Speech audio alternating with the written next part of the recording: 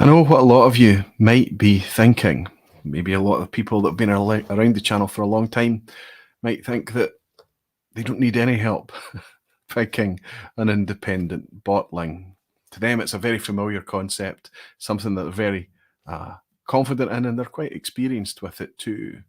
In that case, you are all the more valuable to this vPub session tonight because you have the ability to share that experience with your peers. Other people that are coming in and looking at distillery bottlings, official bottlings, standing alongside independent bottlings on a shelf or on our online web store or whatever, and wondering why the independent bottling, the facsimile, the non-official, why would that even exist?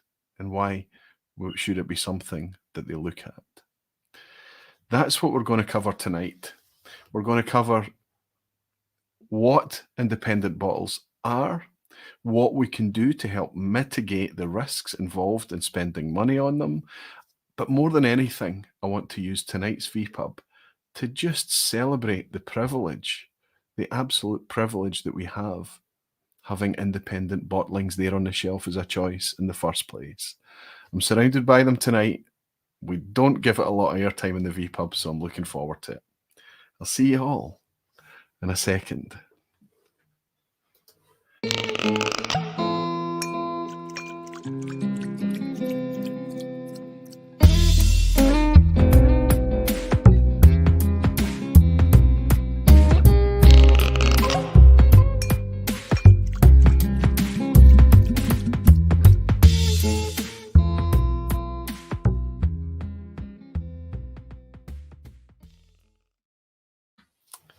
Hello, whiskey folk. Hello, everyone. Welcome to Thursday night. Welcome to the vPub. I hope you're all doing very, very well. Yes, we don't talk about, I feel like we don't talk about independent bottlings enough on the vPub. And I understand why. And I understand because it's, it's much smaller out terms. It's much more parochial in terms of availability and all of these great things. But when we speak about whiskey on the vPub, when we celebrate whiskey in very broad terms, we often like to just talk about things from a concept perspective. And it doesn't matter where we are in the world and what we do and what access we have to whiskey. At some point in our life, we're going to be presented with an independent bottling or a selection or a range of independent bottlings.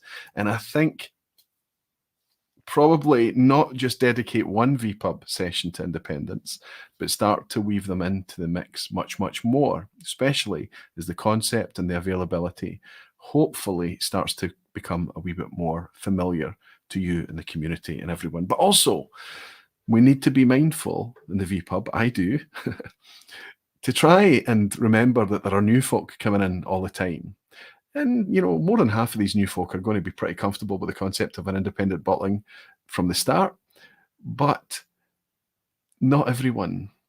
And I think it's nice just to spend a wee bit of time and talk about certain things about the scene of independent bottling and celebrate that it exists, enjoy it a wee bit more and share it a wee bit more. And when we find that special pinnacle, superb, sublime example of one of our favorite distilleries through an indie, tell our pals about it, tell everyone about it.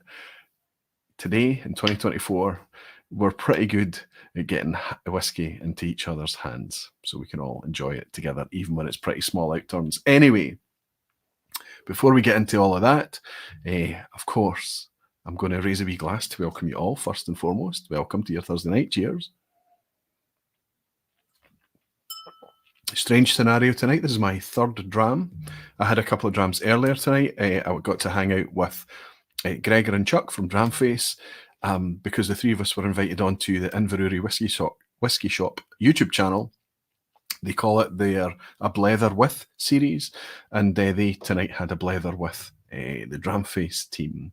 I think originally they reached out from a podcast perspective, but then when they worked out that I was involved and there was a much, much bigger team and a much bigger website and everything, much more life to Dramface, it kind of spiraled a wee bit. And obviously we could have spoken, we could have talked for a lot longer than we did tonight. But it was great fun just to hang out and have a blether. What a good Scottish word, right? The only blether that we can have tonight a blether is Scots for an informal conversation, in case you don't know, but it's a great word. It's a solo session, so it's just me doing all the talking. But of course, I'm going to do my very, very best to involve you as much as I can. Bring your opinions, your experience, your questions, whatever it may be, into the conversation. I try and make it as bi-directional as I can. That's what the solo sessions affords us. When I've got a guest, it's much more focused, right? But I can try and work to involve you guys in the community much more when it's a solo session. If you're trying to get my attention, it's any other night, just type Aquavitae or at Aquavitae. It lights up orange for me, like I can see right now, and I get a chance to maybe pick up some of your questions. So, as we always do on Thursday nights, as you're getting settled, as you're pulling up your chairs, your stools, your bean bags, your comfy cushions, wherever it is you're sat, maybe your desk chair at work. I won't say anything if you don't. And as while you're getting comfortable, I'll jump in and welcome some of you beautiful whiskey folk and dedicated barflies. Cheers, everyone. Hellswood is here. So good to see you, Helen. Evening, Roy. Nice to be back in a live vPub. It's wonderful to have you, Helen. When you're not here, it's remarkable how much you're missed. Wonderful to have you back. Hope you and Andy are both keeping very well. Greg's Whiskey Guide from Paris is saying hi, Roy, and everyone. Got a long story with Indies, and they're very important to whiskey industry and to us when they do it the right way and not trying to save poor casks buried into wine wins. I think we're going to have a chance to talk about all of that type of stuff tonight, Greg. Reb Mordecai saying independent bottlings existed well before 95% of distilleries and they started releasing official bottlings. We owe them so much. You're welcome here, Reb. Absolutely. Donner Pass Whiskey saying hi, Roy. On the way to work in a few minutes. Look, loving my Bruichladdich 18 fruit. Tim went out and the Port Charlotte came out as well, and Bruichladdich 18 was already 150, but for the Port Charlotte 18 it's 175. I want to ask why? You know, I pushed the boat out much more than I should have, and I bought the Bruichladdich 18. So, but the Port Charlotte 18, 175. That's not for me. I hope to try it. Maybe I'll get a chance to try it at a festival. Maybe I'll get the opportunity to try it somewhere. But you know, you're asking the whiskey to work so hard. 18-year-old whiskey of 175 pounds. Okay, we know how wonderful Bruichladdich is, the natural, the 50%, and Anyway, Bruno Martins is saying, good evening, Roy. Aquavitae, good to have you in, Bruno. How's life in Portugal, my friend? It's good to welcome you here. Max in Austria is saying, good evening, my friend. Good evening, my friend. Right back at you, buddy. Jimmy Jazz is saying, nice change of shirts. Aye, I was flying the Dramface colours earlier tonight, Jimmy. Thank you for joining us there. It was wonderful to see you in. And as the point was made earlier tonight that I need to work. Do I need to work harder? I don't know, but the definition between the brand is Dramface is a very different thing. It's got a whole different ethos, life of its own. It's got a whole different tone of voice and culture and everything. And Aquavitae is me. It's very, very different, right? So it's I have to find ways of making it quite different. So I would change a t-shirt. I hope it helped a wee bit tonight. Danny Evanton is saying, even Roy, on theme with a fresh open signatory Mortlach 10-year-old. I think it's just released. Superb, Danny. How's it going down? Is it going down well? Just as the chat jumps as I scrolled back up and got as far as Danny. Oh my goodness, now it's lost. I'm lost now. I'll just go from where I am. Whiskey Wings Mike is here saying, evening, Roy. The signatory Nevis is chilling in my glass. Added a Ralphie teaspoon of water. We might be getting to that Ben Nevis tonight. Whiskey Mike, if that is the 100 proof one you're talking about, we will definitely get to it tonight. George Ellis saying, hello, Roy, and Whiskey Folk from sunny Arizona. George, wonderful to welcome you in. Wasn't aware you were in Arizona, alongside our pals Tom O and Drew from Arizona. Good to have you, George. Excess to Scotch is saying, good evening, Roy and Barflies. Nice to be back. Last week I was snowboarding. Okay, a bit of a brag, but that's okay. It's wonderful when you can make it live. But one of the best things about it, whether you're snowboarding, whether you're on holiday, whether you're just at work and busy or family stuff, whatever, the vPub is always here on the replay. And it's really, really one of the great things is to hang out with you here and have the live chat tonight on the live event, but to go back in and read the comments afterwards is superb too. Sometimes I struggle a little bit to get in and answer them all, but I usually grab a chunk of time in a week where I can go in and just hit them all and give everybody a wee thank you for picking it up on the replay. But it's fantastic access to Scotch that you're here tonight. I hope the snowboarding was good fun. Justin Wan is saying, good evening, Roy and Barflies. What's everyone drinking? I've got a Cadenheads. Jumped. Justin, I can't believe it. Let me go back up and find you, buddy. Justin Wan, here we go. Cadenheads 10-year-old Chinook. Cadenheads is probably my favourite indie bottler. Good. So we're starting to get some confidence from somebody buying Cadenheads. Excellent. Carlos San Diego is saying, this vPub topic read my mind lately, says Carlos. Superb. Good. I always have second thoughts about every topic I come up with. And I had certainly had second thoughts about this one, but as time's gone on, I've said, no, it needs done. Sandro is saying, ciao, Aquavite, a single cask Speyburn 12 in the glass, Hepburn's choice, fair price, and great whiskey. Ciao to everyone. Ciao, and fantastic to have you in here, Sandro. Wonderful to welcome you. A dram's come in from someone. Where's that from? From Saxo Scott, saying dinosaurs never drank any whiskey and now they are extinct. Let's not make the same mistake. Here's to that, Saxo Scott. Great to have you in, buddy. Cheers. Thank you for your generous dram. Thanks also to Stephen Sheffield and Ictorn, it looks like, 8080, Ictorn 8080, who have both signed up to keep the vPub absolutely ad-free by joining the Aquavite Barflies. I hope you have fun with your whiskey-themed and channel-themed emoji and things like that. Kiwi Gore has also bought me a wee dram from New Zealand. Superb, working again, but looking forward to the replay tonight with a dram or two. Enjoy, everyone. Kiwi Gore. I'm going to welcome you tonight. It's right now, this tonight for us, but it's the morning for you. But here's another welcome for a wee bit later when you've got your feet up and something nice in the glass. Welcome again. Relax, my friend. You deserve it. Cheers. All right. Whiskey Games, Matt Bishop is saying, I thought you were going to be discussing Scottish independence. I think we'll avoid politics like we always do. It's very rare that you'll even hear me say that word politics on the vPub. It's our safe space, right? This is where we can come together as people who don't have differing opinions. We just have different takes on different glasses of whiskey, right? That's as opposed as we get. And Arnie is saying, hello, Roy, and the Barflies, Arnie Tiger. Hello to you too, my friend. Clutch is saying, excited for tonight's session. 4 years down the road into Scotch, and I'm still struggling to feel confident in choosing an affordable independent bottlings to match my taste. It often feels so overwhelming. Clutch, that's exactly the type of feedback that made me realize I'm letting something fall through the grate. I'm so constantly trying to be as inclusive and as kind of wide-reaching as possible when I realize that, wait a minute, why am I doing that with those topics when it's the vPub and I always just kind of do what I want to do and hopefully tease something that's much more valid to everyone, regardless of local availability and all of these things. The trouble with independent bottlings is that a lot of people see it, they just think about single cask. This is a problem with me too. What's the point of speaking about a single bourbon barrel that's yielded 180 bottles?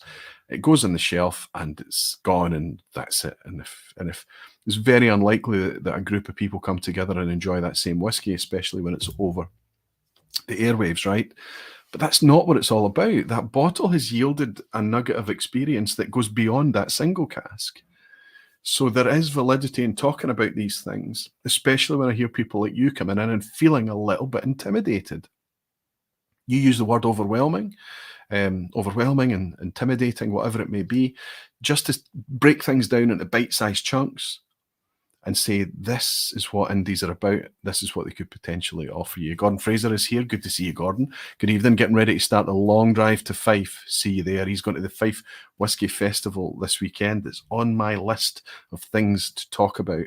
I wasn't going to Fife this year, but now I am. It's not FOMO. It's just that the childcare, the opportunity, the everything, the family thing is opened up in order to let me get a wee trip to Fife Whisky Festival on Saturday. There's two sessions. There's the afternoon session and the evening session. I'm going with the Glasgow Whisky Club. Thanks to Blair Stevenson for offering his +1 to me. Thank you very much, Blair. I'm joining Blair and everybody else from the Glasgow Whisky Club. We take a wee bus up, go to the evening session at the Fife Whisky Festival. I can't wait. First festival big of calendar event, let's say, of 2024. I went to the SWG3 one earlier in the month, which was fantastic. But this is the first kind of one where there's a kind of crowd of us going and things. It's always good fun. So if you're at the Fife Whisky Festival this weekend, I might see you, especially if you're in the second session. Looking forward to that. Gordon, I hope we get a chance to raise a wee glass together when I see you there, buddy. Greg is saying, I believe that one of the key ways to get newbies into indies, in my humble opinion, is the blended malt category, especially from Scotland. Very strong this last decade, usually. Even in the last 2 or 3 years, I think that has been amplified and has been, even it can be regional. It can be, a Campbelltown malt. It can be a Speyside blended malt and things like that, or just a blended malt Scotch. Some really, really good quality product here. Now, especially now that the market is a bit more open to it. Ben Dramhunter is saying, Slant your fellow barflies and Roy. Cheers with a fresh crack of famous grouse.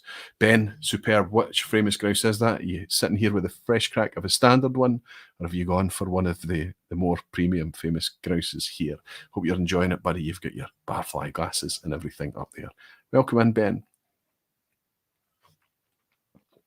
I don't have that in the glass. What did I pour? Because I know what that is. That's on the go from earlier. So I'm telling fibs. I'm now on my 4th dram. Look, I took a few sips out of this bottle. Wanted to remind myself about this one.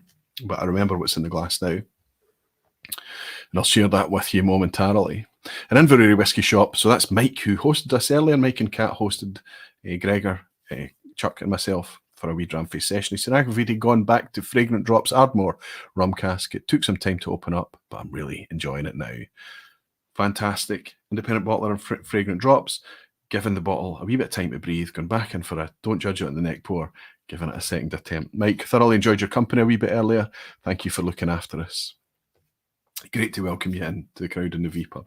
Listen, I was going through some recent vPubs, and I've had this discussion a few times. People telling me that I've got a sneeze coming, so I'm going to hit that mute on the microphone if it does appear. How are you supposed to look at a light, right? Needs to come or go away. Yes, I've been speaking to people about likes and interaction and talking about how it's funded and talking about Patreon and talking about the barflies and the difference between barflies and Patreon. You need to be more clear about this, Roy. You need to be more clear about it. The reason I'm uncomfortable with it is because I just want to relax and talk about whiskey, and the details and things like that will eventually become clear over time, and then I'm not just kind of standing here selling all the time or being seen to sell. So I've never been great at talking about it, but something is compelling, okay? At one point I asked, and just going by the 2024 vPub so far, at some point when everyone had come in and settled 20 minutes into the stream, we started to talk about likes and the difference that it makes. Now on my screen here, it won't be updated, so let's update it now. It's at 24 likes just now. If I update it now, we're at 97 likes. Fantastic. Thank you for the support. I love you all. But at that point, I asked for likes. I said, let's bump this up. I told people what it meant. It means that YouTube like it. They promote it more. Fantastic. I get less. It's just good for YouTube health. But more than anything, people in the whiskey community come in and see this 2-3 hour long vPub session, and they want to know that it's worthy or that it's valid. And the first thing that we look at instinctively is that likes, that thumbs up button. It's not that I don't want to leave likes. I do. I want to always remember to leave a like in a video that I've enjoyed after watching. But sometimes I just genuinely forget. That's why I should prompt everyone to hit the like button. Let me show you something here. I'll go through the likes for the vPubs this year. 500, 400, 850, 350, 450, 320. That huge jump to 850 is the episode where I asked you to leave a like. So see the people in the chat, the Frank Peatheads, the Hell's Wids, the people, the Sugar Kitties, the ones that say leave a like, folks. That's why, because it means that when we are in the vPub together talking about whiskey, it's a bit long-winded, it's long-form content, it's not typical YouTube content, it's not typical internet content these days, let's be honest, but it is still valid. and a lot of work goes into it, and a lot of people have fun with it. So leaving a like means a hell of a lot to me. Thank you for your support. Thank you for clicking a like. So if I click refresh now to see where we're at, maybe we've broken 100, hopefully. Aye, almost double straight away. I really appreciate it. Thank you all. And our silent supporter, my friend Wook, has bought another very, very generous dram with no comment or anything, just maybe enjoying things in the background. Wook, I'll raise this glass to say thank you once more for a very, very generous pour. That's enough to buy a generous bottle, honestly speaking. And maybe I'll get a chance to interact with you. I sent you a wee message on Patreon. I hope you received it, my friend. Thank you for your support. Cheers to you. Jimmy Jazz is celebrating being a member of the Barflies for 48 months, alongside Alistair Gray for the same amount of time. That's 4 complete years now. Well, it's been a very quick 4 years of Barfly, says Jimmy Jazz. And Alistair is celebrating with a Black Bull, 12 Duncan Taylor in a glass. Saying Slancha. Well, Slancha to you both for your support. Thank you so much for stepping up and keeping the vPub ad-free with all your Barfly pals.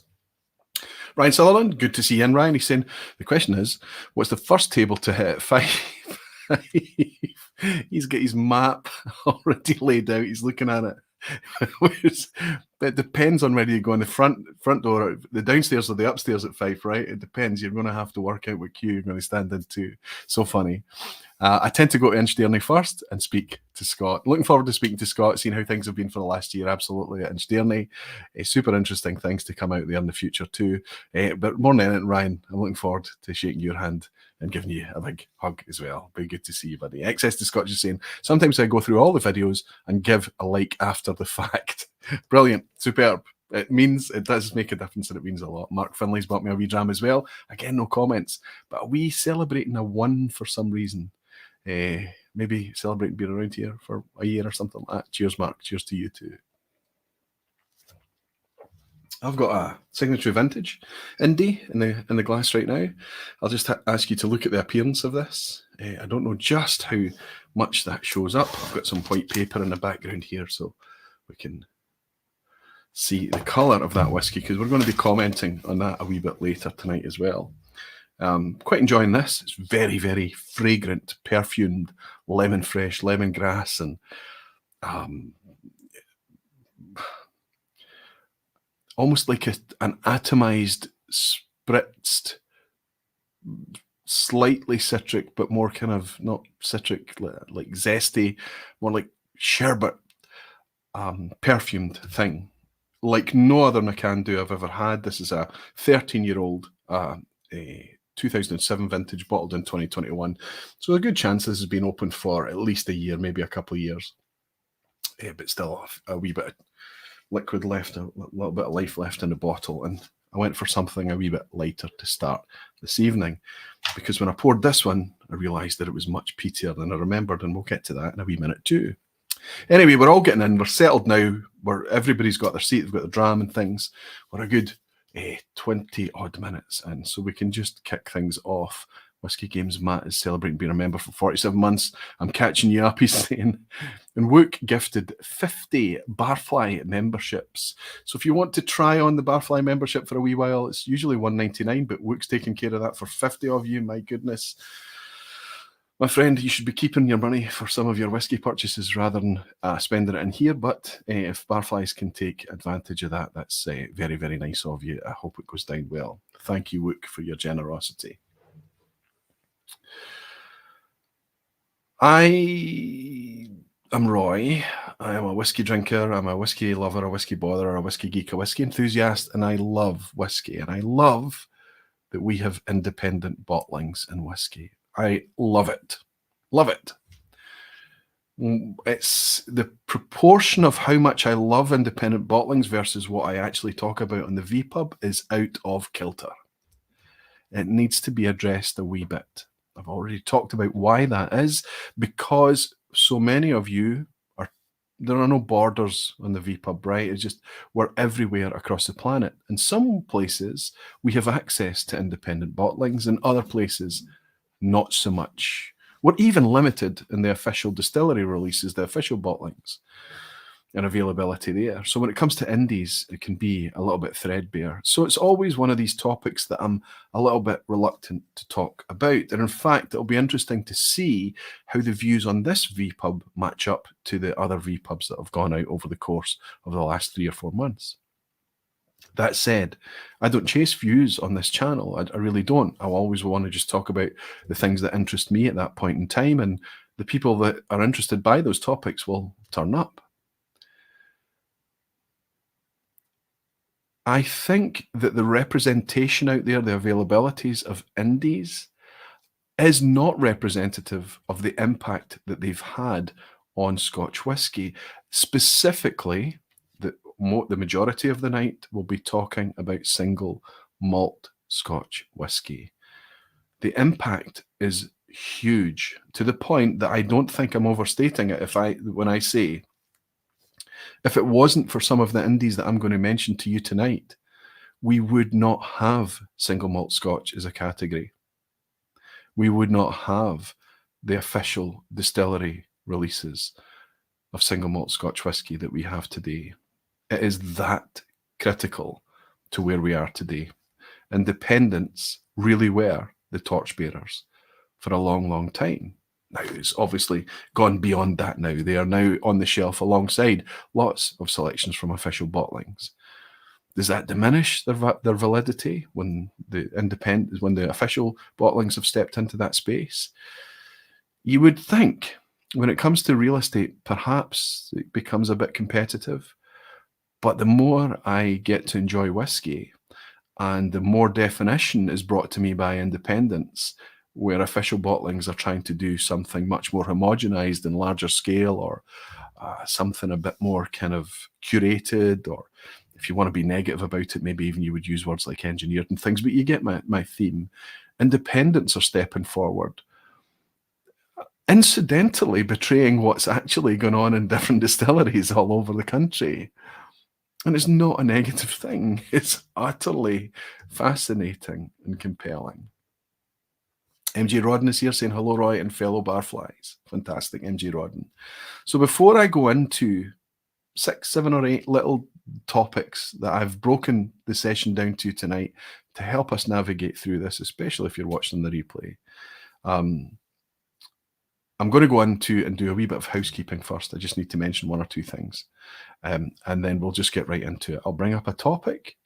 I'll use a bottle as an example, and that can prompt the discussion. I'll try and reach into what you guys are talking about at the same time and bring you into the discussion too. I'll do my very, very best. I've spoken about the Fife Whisky Festival. That was important. The other 2 big things are Dramface. I don't need to talk about the Dramface Top 40. You've been amazing. You've already been in there and you've supported it like crazy. It's already at the point where we're looking at it going, well, when do we take the next snapshot? When do we take the next cut? When do we, the activity is amazing. We're not only seeing the number of participants growing, but we're seeing the movement starting to happen as well. The opinions are starting to shift, but it's still absurd that some of the positions, in fact, I looked today, the 5 places really quite high up in the rankings were separated by 18 votes. 5 positions. What I'm telling you is that a distillery could theoretically jump or fall 5 places in that top 40 based on 18 single votes. Incredibly close at some areas. But thank you for your participation there. I know I'm speaking about Dramface, but just permit me 1 minute to do so.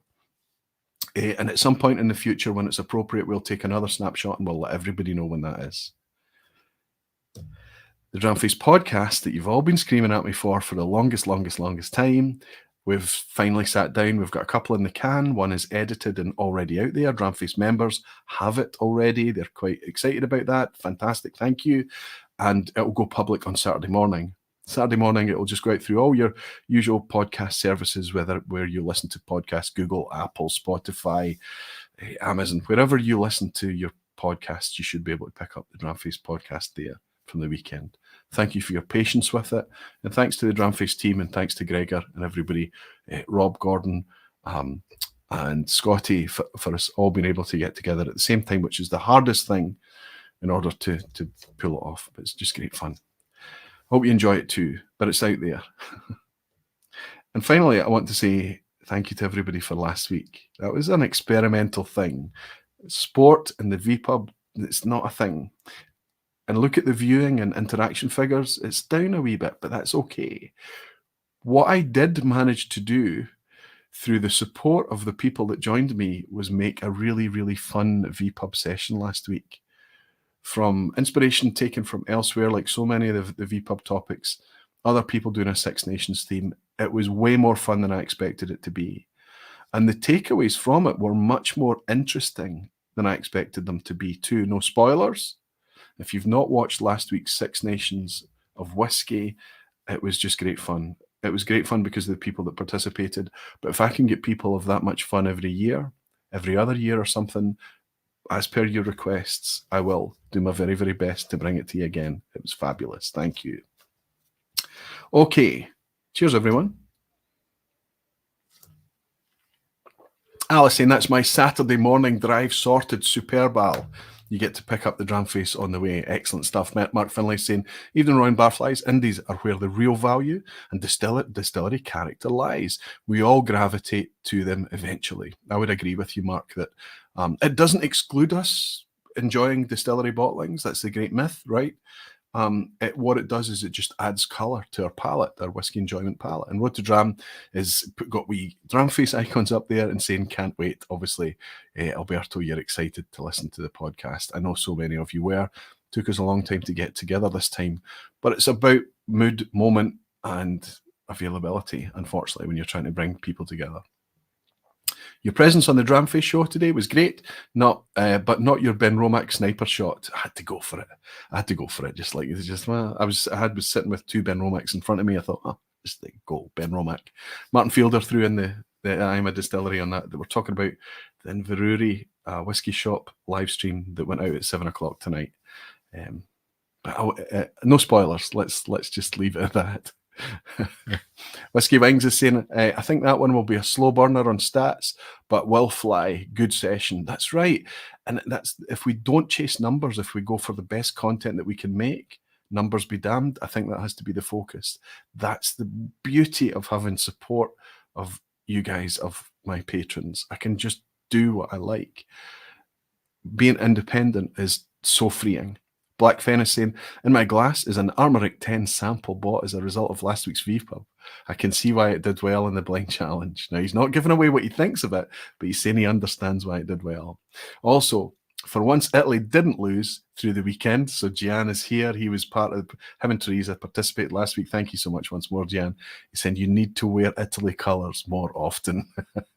Well, now I've got the T-shirt. I think it's an inevitability, buddy. Dan Thompson saying, I've got the Adelphi tasting in a couple of weeks with Connell and Inverurie Whiskey Shop, and I can't wait. Some really great drams in the mix. We'll look out for Kat and Mike there as well. Connell's obviously going to take care of you. He's a fantastic ambassador, but they're just great people as far as I enjoyed tonight. It was wonderful. Sugar Kitty's saying, after Six Nations, will there be a Whiskey Sevens? Fiji, Samoa, Tonga, South Pacific. Don't know how much malt whiskey they're making in Fiji and Samoa. Never say never, Sugar Kitty. Good to have you and looking after us again. And here he is. He is here tonight. Jimmy Like is saying, if you like whiskey, we like what you like, Kakraviti. Right, now that I've picked up a Jimmy Like comment, we can start the proceedings. Mike B has bought me a wee dram as well. Terrific. No comment or anything, Mike. You can still make comments when you leave a super chat, right? I'm sure you can. Mike, thank you for your drama, friend. Good to have you in the vPub. Cheers. Let's go right into it. Independent bottlings. Wee bit of, I know we've done this in the past.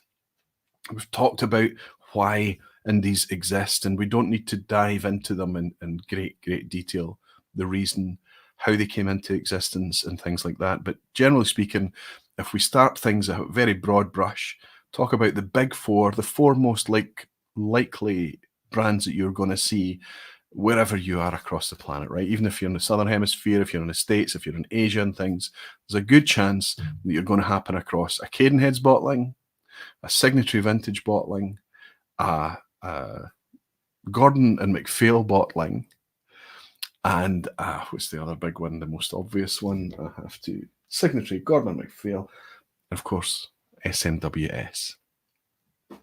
We'll talk about SMWS tonight, even though there's a membership to pay to participate in that thing, but I'll contextualize that tonight. And I'll also tell you why I do renew my membership and why I enjoy what SMWS's value proposition is. A lot of people don't like it because there is a pay-to-play element with SMWS. I understand that. I think it's got so much to do with how much you need to pay for shipping, how close you are to venues and things. But we'll inevitably touch on SMWS tonight. But in my mind, those are maybe, and there are other ones that I should have mixed in there as well. You know, we've got the Hunter laying, Old Malt Cask. We've certainly got Douglas laying, and big, well-known, familiar brands out there.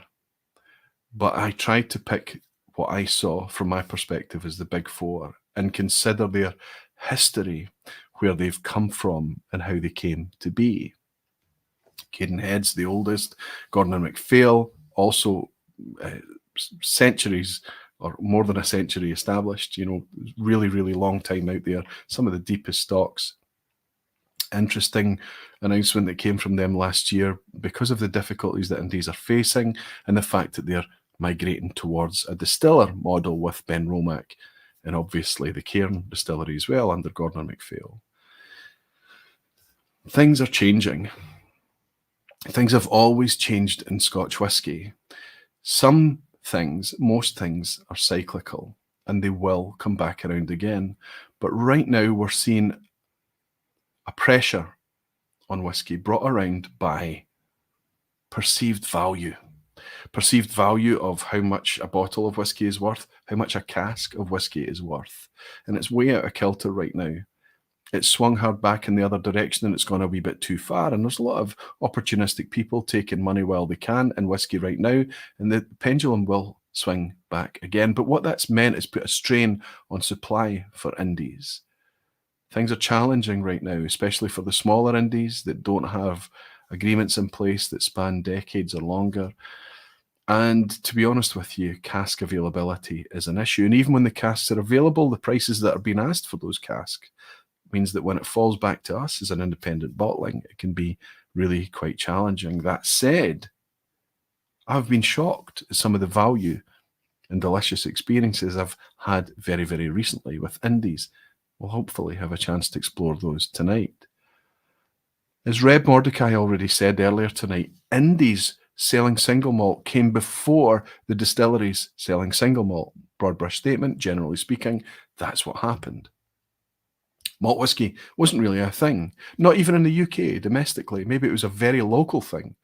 Bottlings of the local distillery back in the day. Maybe the local merchant would be selling a bottle of the local malt alongside the blends that they were making in their store. And they were making blends to iron out the batch variation in single malt whisky. It's single malt whisky. It's made by batch by definition. It's defined that it must be made by batch, and batch variation is part of the enjoyment for us of malt whisky. You're taking a very variable organic product that's made in a batch setup, and you're then maturing it in an organic vessel that is also suffering from batch variation and changes over the decades and things.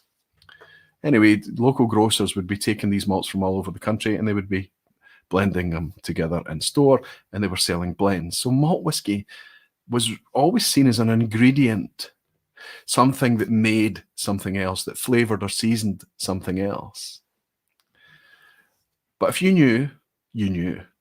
If you were local to a very good distillery, if you were in the industry, if you had some knowledge, if you had insider knowledge, that you knew how good a malt could be, a single could be, a pure could be, a pure malt, before the term single malt was even defined, you knew to buy that whisky and you knew to enjoy it in a very, very natural way. Over time, the world cottoned on to single malt whisky, and eventually Glenfiddich had enough depth of single malt stock in order to put out there what they believed they could make a consistent product. And in the 60s, they launched Glenfiddich single malt whisky. Not only did they launch it, they weren't the first to launch a product as a single malt. They were not, but they were the first to do it en masse, and they were the first to conquer the world with distribution and availability everywhere for their iconic single malt whiskey. And suddenly this idea of pure malt as a single, something produced from a single distillery that could be enjoyed in such a way, that was a new concept. Unfortunately, from this commentator's perspective, they followed the blend blueprint. So rather than taking malt whiskey and putting it alongside blends and creating a new audience, they put it alongside blends and tried to cannibalize the blend market. That meant that they took malt whiskey and they put it out there at 40 or 43% ABV. They presented it alongside the same pricing, through the same merchants, through everything, and they didn't spend enough time differentiating the difference between a blend and a malt, and while they were different, they did not mutually exclude each other.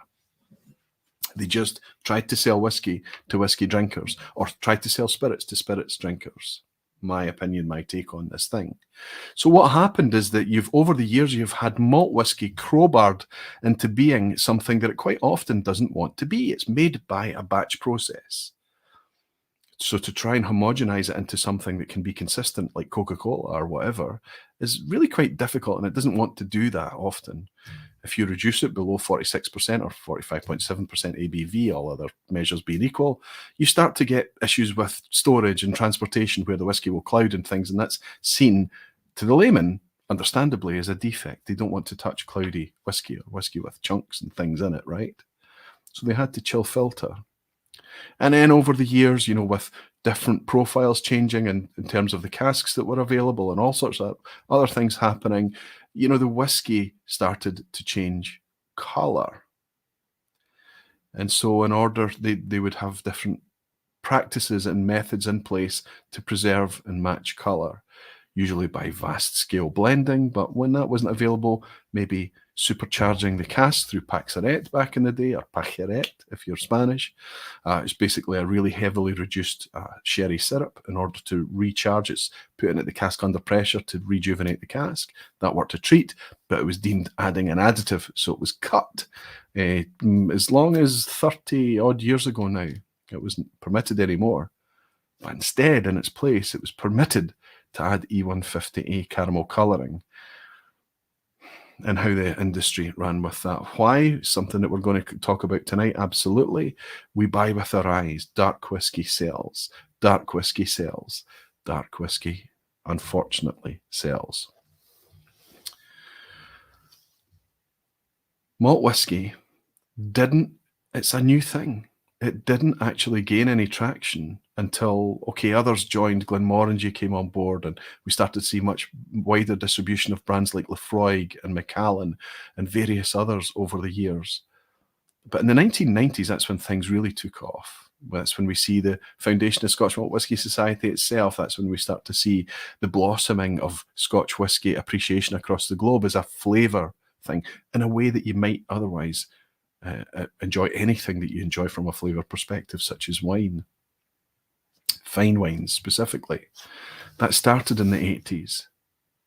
And it bucked a trend that had happened in brown spirits in general. A down, a dip, a lull, a disaster in brown spirits, honestly, with its old stuffy image. But single malt whisky starts with the enthusiasts at the core lapping up what whisky were they getting that made them realise that it could be such a beautiful liquid. It was indies that they were getting. That's where it came from. That's what started. That's why we have, and it's my belief, such a devoted following of single malts in 2024 and 2020s. David Hong has bought me a dram as well. David, again, no comments. Why? People are buying drams and not saying anything. Maybe that's just the way you want it to be. Maybe something is bought and it's not working. I don't know. But David, thank you very, very much. I'm going to finish this wee Nakando and say thank you for your generous dram. It's always a pleasure to welcome you in, David. So the big four, SMWS, Signatory, Cadenheads and Gordon MacPhail. I've got examples that I'm going to use of those four distilleries throughout tonight. And I didn't lean on the big four just to kind of, but they're going to be the most familiar to you. But look over my shoulder here. I don't know how much more weight I can put on this wee cabinet, right? So many indies on my shelves. The selection is ridiculous. And I'm not talking about the selection of distillate. I'm talking about the selection of brands and companies bringing forward their take on casks, small batch, and other product development projects, let's be honest, to bring out there to the market, not from the source distillery, not from the producers, but through an intermediary, through an independent company. And I've got a selection of them over here. Signatory is going to feature tonight as well. I've got What Whisky over there. I've got that boutique whiskey company here. I've got Single Malts of Scotland. What's hiding over the back there? A Dougie Lane bottling over the back. I've got Adelphi here. I've got SMWS. I've got North Star, another North Star, a different brand of North Star here. I've got Thompson Brothers. What do we have here? Another Signatory, a Signatory Abisco decanter here. I've got, what do we have? Good Spirits Company. I've got a retailer here. I've got a whiskey sponge bottling, and I've got, what is this one? Independent Selection. That's one of David Sturck's projects from a year or so ago, maybe 2 years ago, actually, 2022, when he launched his book, the Independent Scotch book, which I've been leaning on heavily for swatting on this topic tonight. If you are into deep dive Scotch and want to learn about independent bottlings and independent bottlers, this is the book. It is the book. But I'm going to argue it goes a wee bit further than that. It talks much more about broad brush dynamics in Scotch. And it's also a cool insight into the career of the journeyman that is David Sturck as well.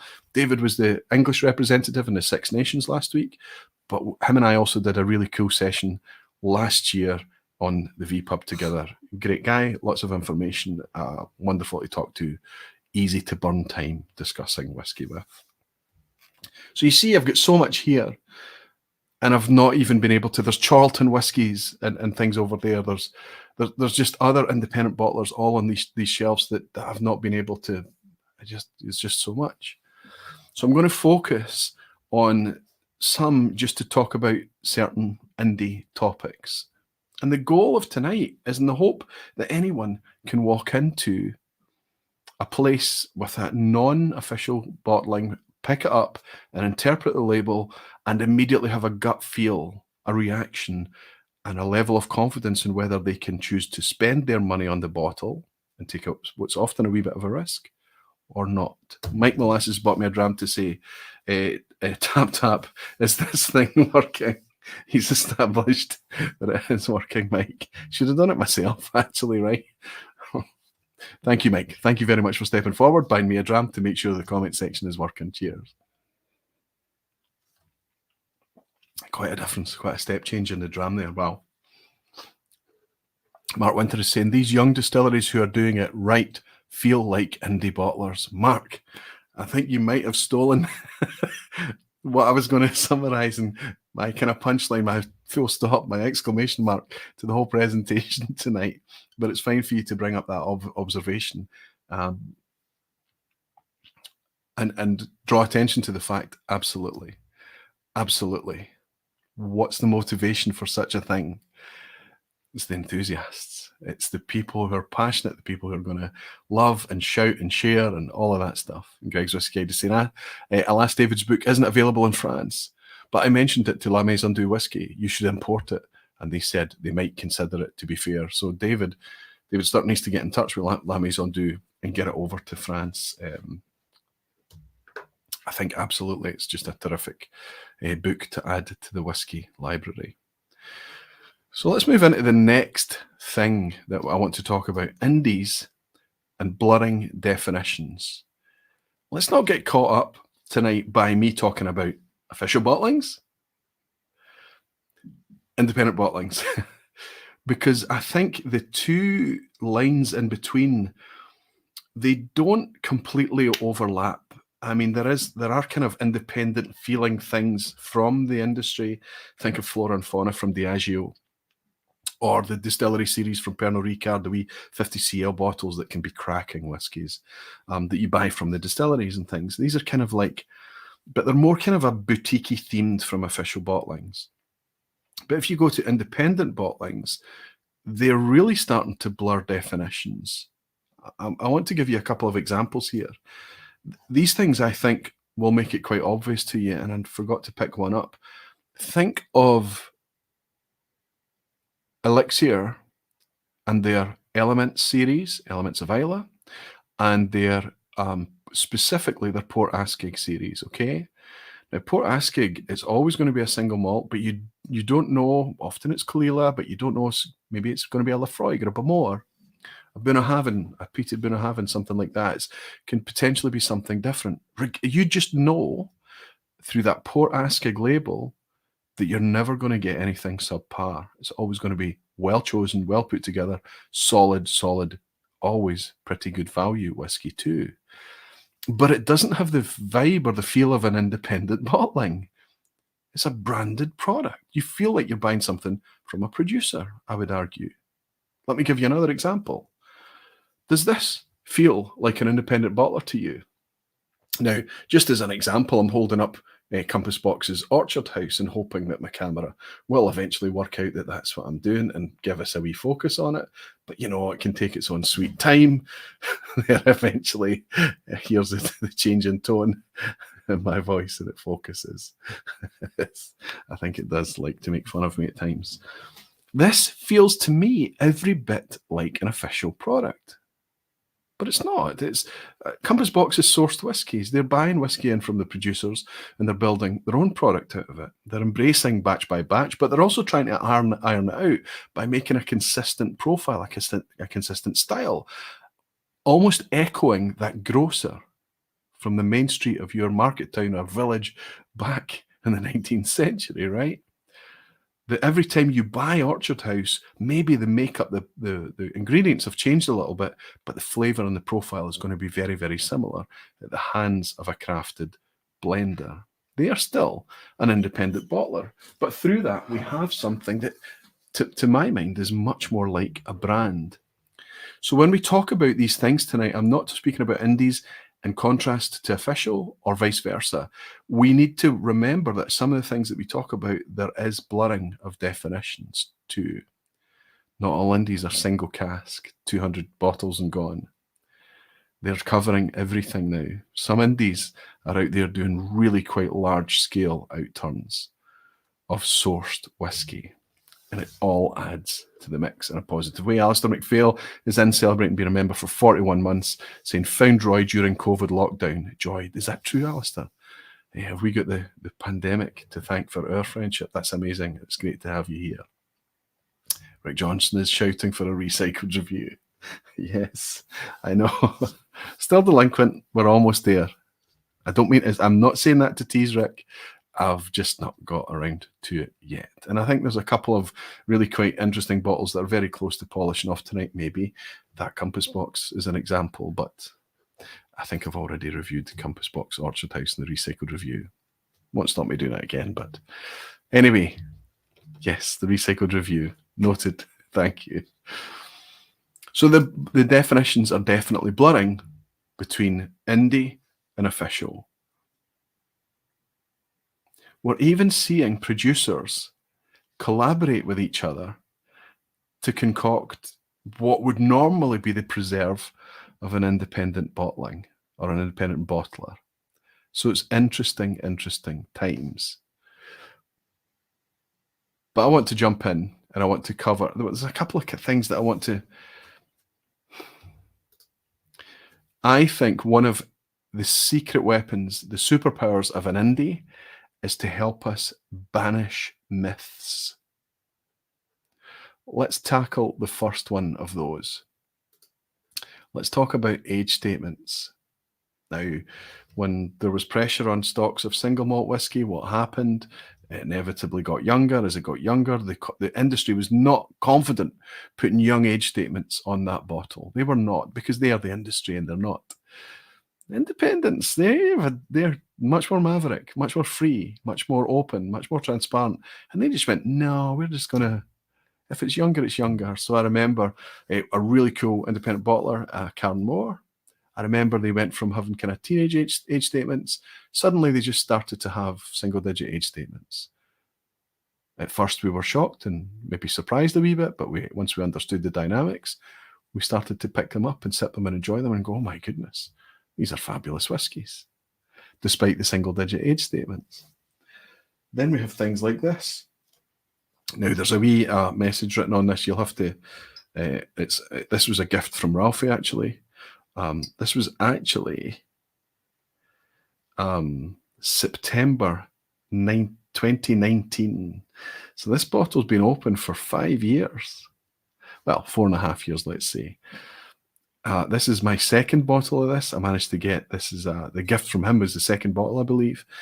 And I know this to be a fantastic whiskey, but I want you to look at the age statement on this. 4 years, aged 4 years. Ben Nevis. It's not the only time we'll be talking about Ben Nevis tonight, but suddenly we're going, and this was not it wasn't an expensive bottle of whiskey, but I'm quite happy stepping forward to buy a 4-year-old age statement, and not just because it was a Ralphie Good Spirits Company bottling. Sure, I trust Ralphie, I trust the team at Good Spirits Company to pick a good product, but I didn't have any qualms about picking up a 4-year-old Ben Nevis. Let's remind myself why. I'm only going to pour a wee drip of this, because I remember how compelling this was. And I remember buying drams of this at the Bonaccord and sharing it with barflies at the bottom. And everyone was absolutely blown away by the sheer amount of flavour that you can pack into a 4-year-old Ben Nevis. Caveat, this is peated. Yeah, it is peated. It's a very heavily peated Ben Nevis. Very rich, very bold on the nose. Cracking dark jams, damson, raspberry, spiced, lovely spice, kitchen spices, lots of oak, 4-year-old whiskey, lots of oak.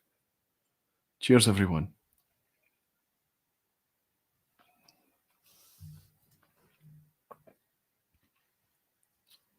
Anyone catch the ABV on that? 61% ABV. 61% ABV. 4 years old. Really crammed, jam-packed, dense, rich flavour. 4 years old, you're expecting a big burst of new make. Doesn't exist. This hides its age very, very, very well.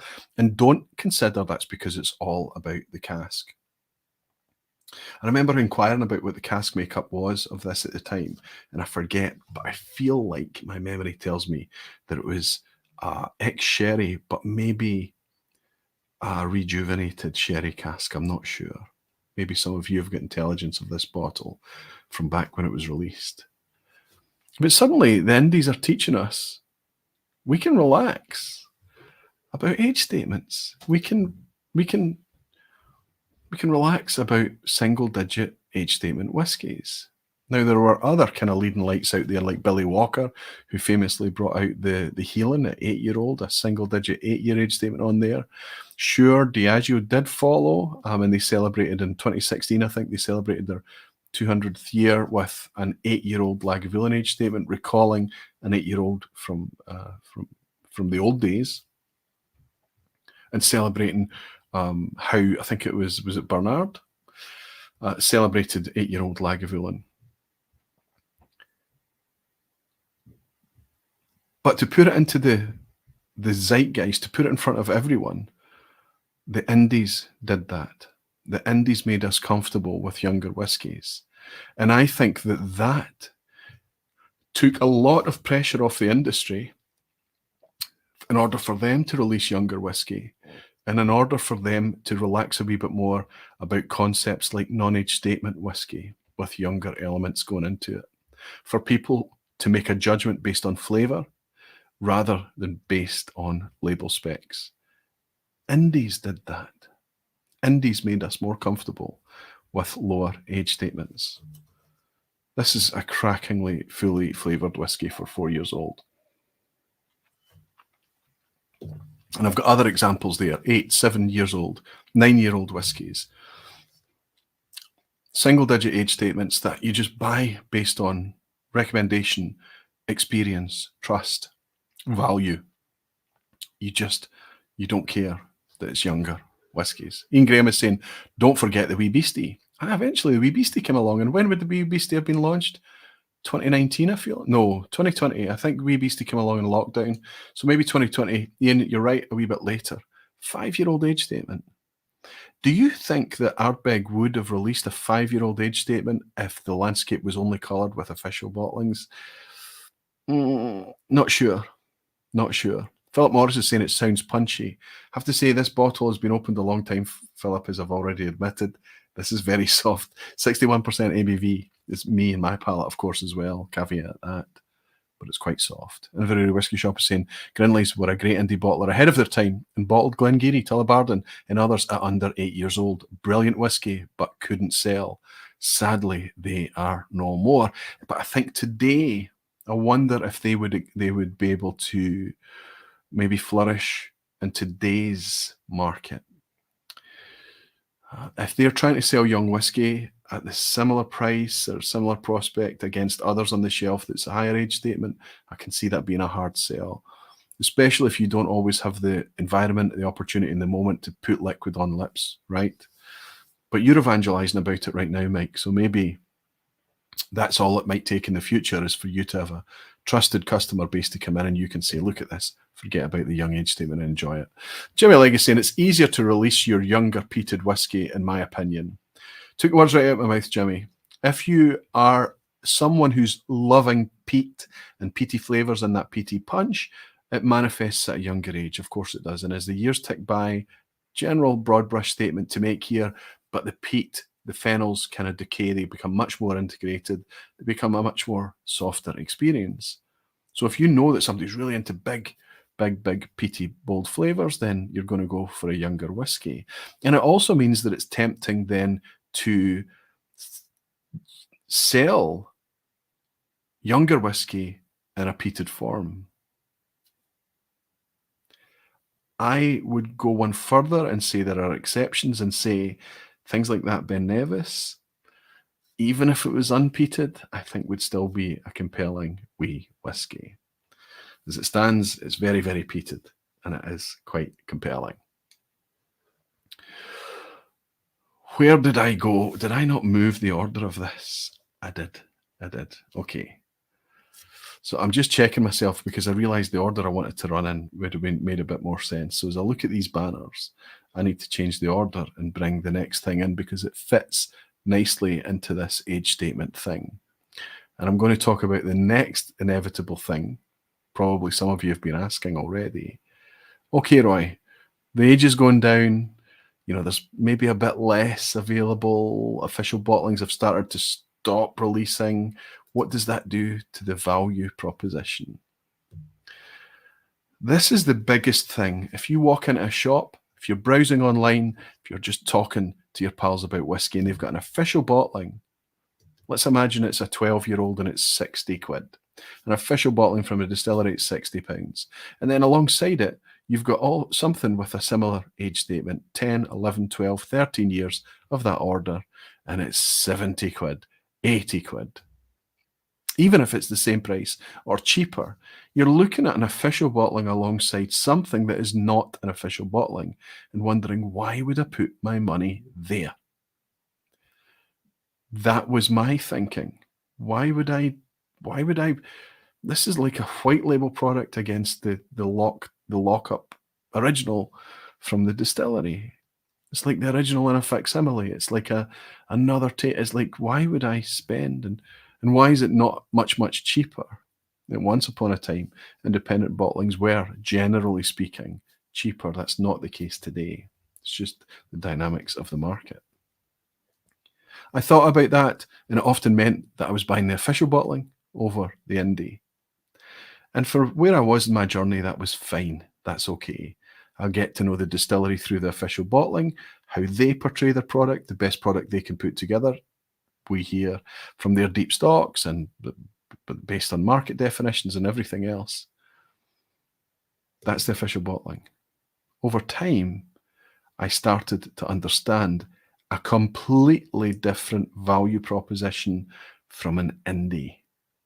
And now I'm not talking about an official bottling having an indie next to it where the indie needs to be cheaper. No, because value is not based on 70 cls of liquid for how much money. That's not, if we are whiskey botherers and whiskey enthusiasts, we want flavour first. We want the care to be put into how the whiskey is made and how it's matured and how it's bottled. We want it to be the best it can be.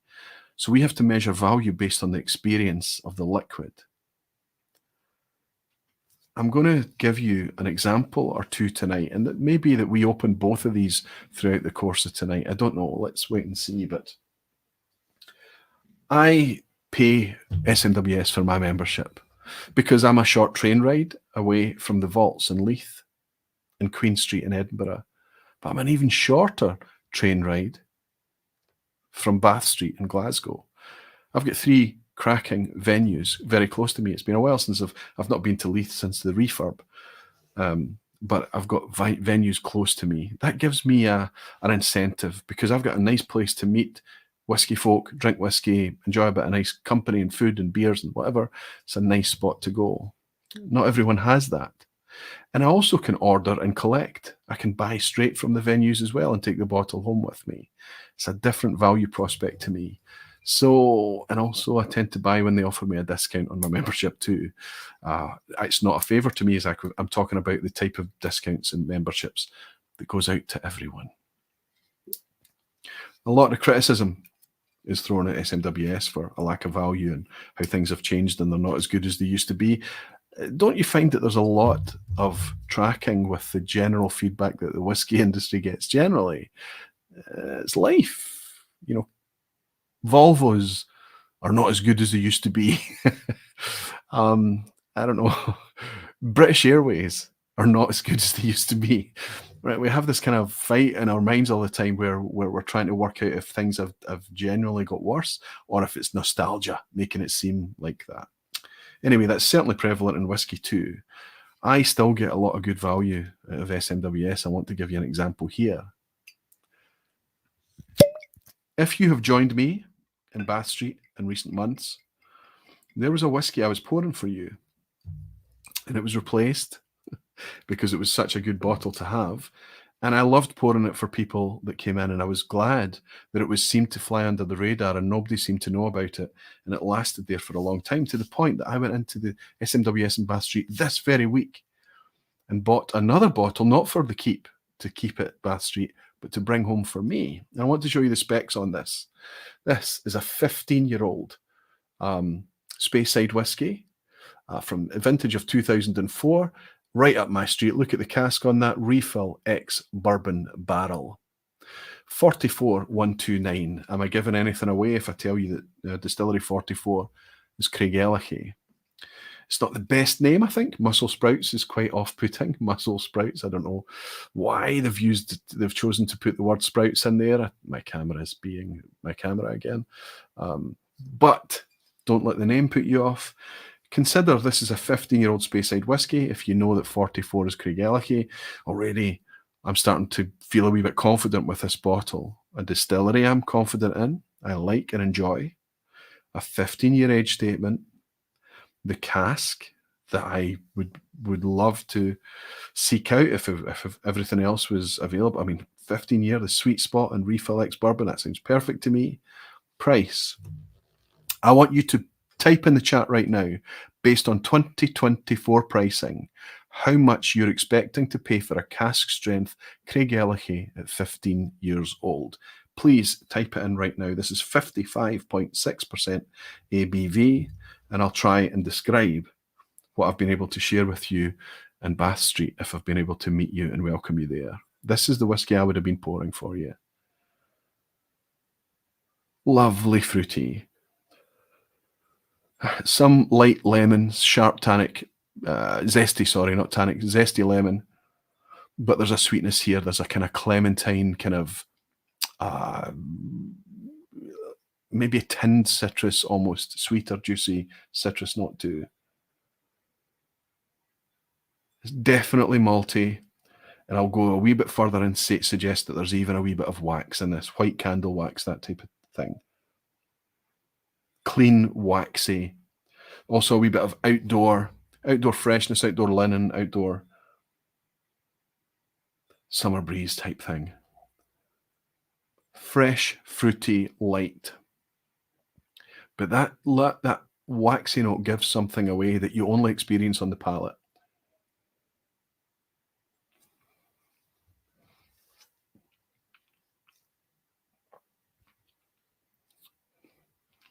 Neck pour, didn't really get it as much as expected there, sorry. But there's a weight to this, there's an oiliness to it that I was picking up when we were sipping it. So maybe that'll come, maybe when the bottle sits very quite vibrant and sharp as a neck pour. Maybe needs a wee bit of time. So let's go back and see what you think I was paying for this bottle. 15-year-old. Tom at Hoyt is saying 220. Klitz is saying 90 to 100, 120 from Molasses, 120 from Papa Q. This is all sorts of currencies. 80 to 90 from Ian Bruce, 100 for Stephen Gibson, Black Fen, 80, 95 to 110. Scott Matheson, 112. Okay, good. Saxon Scott, 75. Whiskey with Molly, 100. Thomas Toddian is saying 110. Graham Cartwright, 100. I'm an SMWS member, 190 Australian, he's saying. That's Alto Sax 449. That's the first time I've welcomed you in. Good to have you. Chris Barlow saying 120 quid. Sandro Fazzolari, 70 pounds. Sandro, you win. You're the closest. But it's cheaper than that. I paid £67 for this gorgeous whiskey this week. Last week, I had the absolute pleasure of sharing a dram with Pip Hills in SMWS in Bath Street, and this is what I poured for Pip. And he paused mid-sentence to stare at the bottle and pick it up and hold it in his hand and say, "This is a good whiskey. What is this?" So I'm not suggesting that he is, but for him to pause as he was speaking and do that told me a lot about this wee bottle of whiskey. £67. Yes, it's under the radar. What made me buy this? You talk to the staff, of course, you're looking for their input and things like that. This has been on the shelf in SMWS for a long time. It turns out I did a wee bit of research into this, and I think, if I'm not mistaken, this has been on the shelf for years. Refill ex-bourbon barrel. Look how pale it is. You can't really see just how pale it is. It's almost clear. It's the pale. It's Chardonnay wine. Powerful and muscular Speyside, it says, that displays deeply herbal and earthy tones, vaporous medical herbs, rich bready notes, and cereal sinew. Look, say what you want from the tasting notes. Make your own up first and then read the tasting notes and see if there's any overlap. It's always good fun to do. They don't really mention much in the way of fruit there at all. This is a very fruity whiskey.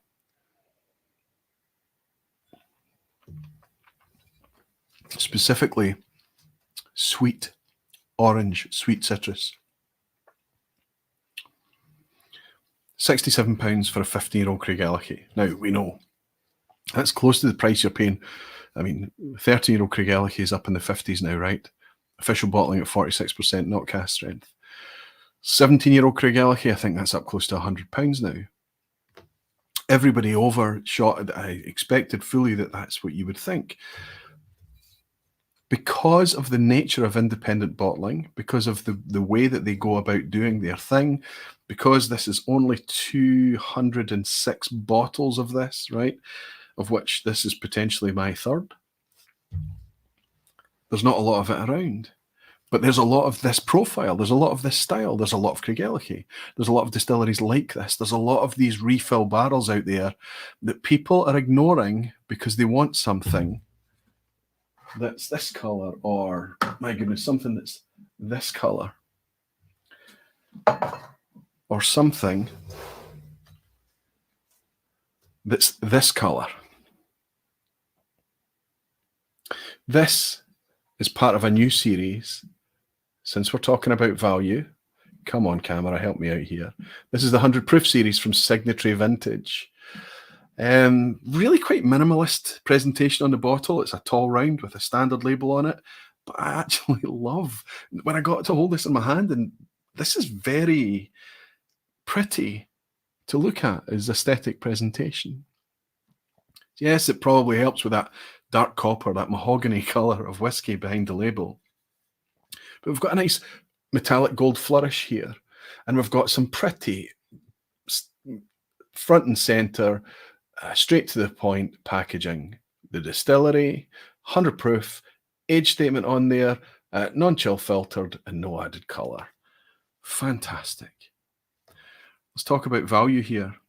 Being the 100 proof series, it's 100 imperial proof, so it's not 50% ABV, that's American proof. 100 imperial proof equates to 57.1 ABV, which would be 114.2 American proof. So it's quite punchy, a lot of potency in this, a lot of power. The outturn on this, I'm not very sure. This is bottle number 39. I don't know what that actually means. And all it tells us is that it's first and second fill Oloroso sherry butts. First fill certainly makes sense. Second fill, okay, there's some in the mix too. Good transparency here, but we don't know the bottle number or outturn. That matters not, because this cost me, and I bought it from an independent retailer, so I paid a wee bit more, $47.99. If you buy it online, you maybe get it £1 or £2 cheaper than that still. This will be my first sip of this tonight. But the heather is alight with this stuff. People are going nuts over it in the markets that can buy it right now. This new 100 proof series from Signatory is heralded, as today's dram face suggested, as an antidote, a bastion of hope, a shot of adrenaline into quite a stuffy, overpriced and oversold scene. Fletcher reviewed this today, and Fletcher is picky and fickle and direct and blunt, and he was wooed by this whiskey.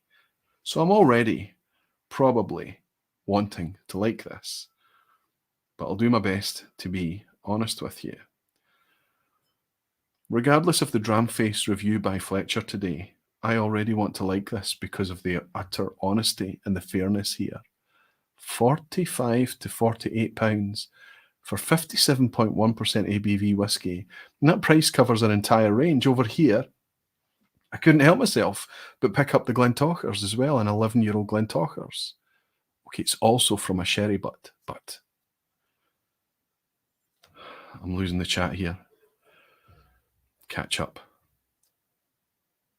Okay, so that super rich thing, that density that I picked up in that 4-year-old peated one from Ralphie, is here with a lovely coating of a kind of fresh sweetness on it. So where I got a kind of jam thing here we've got much kind of maybe still cooked fruits, like cooked strawberry and things, but it's fresher, it's cleaner, it's riper, it's sweeter.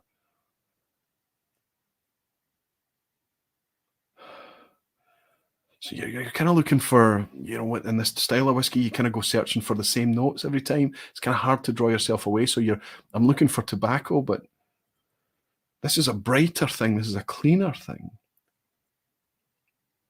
For a Ben Nevis, it's clean. Clean sherry. Sweet sherry. Is this a finish, or is this 100%? 8 years in those Oloroso casks? There's no definitions, unfortunately. It would be nice if we knew and they stated it as such. Regardless, what we're getting here is a lot of sweetness and a lot of brightness.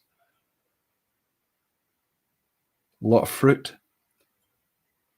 And a terrific toffee apple type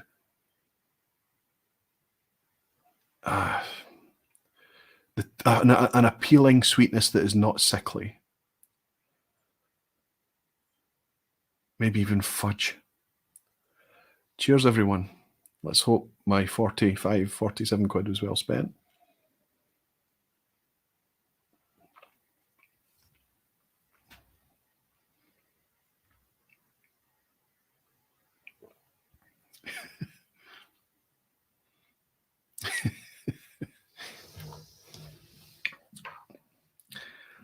First sip, neck pour. You know the caveats. Normal. All that needed to be for that price was just solid. All it needed to be was just solid. Spice, lots of spice, hot cinnamon, a daredevil gobstopper, those cinnamon gobstoppers, bang, right in the center of the palate. Lots of spice, lots of vivid kind of jagged things. No funk, no dirt, no kind of all the kind of Ben Nevis things. If you love Ben Nevis for its oddness and its weirdness, its tool shed and workshop, it's not here. This is clean, bizarrely clean. Another wee sip.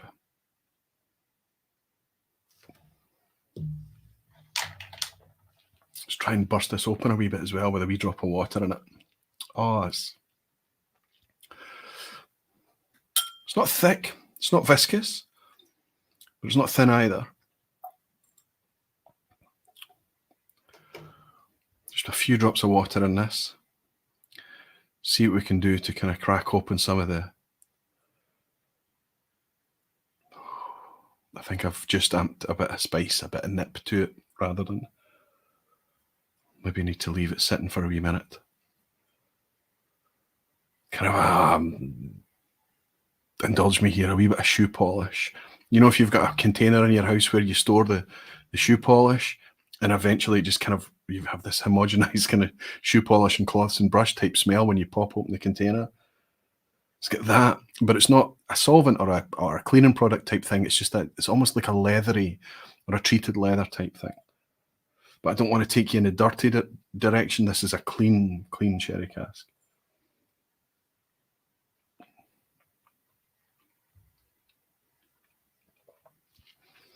Wee bit of water made the nose prickle a bit more, but it's softened. Fruit now. It's all about the strawberries and the jams. Wee bit of chocolate.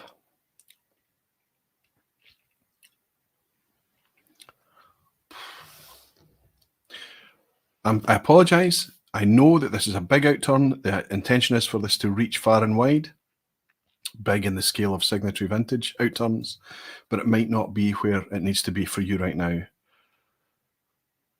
But we're talking about independence and value right now. And in 2024, that can be hard to come by. And it's getting harder. And it's not because the indies want to overcharge you necessarily. It's because of either the price that they need to get back on their bottle of whiskey once they've bottled something, or because of the price they need to make just to make it financially viable.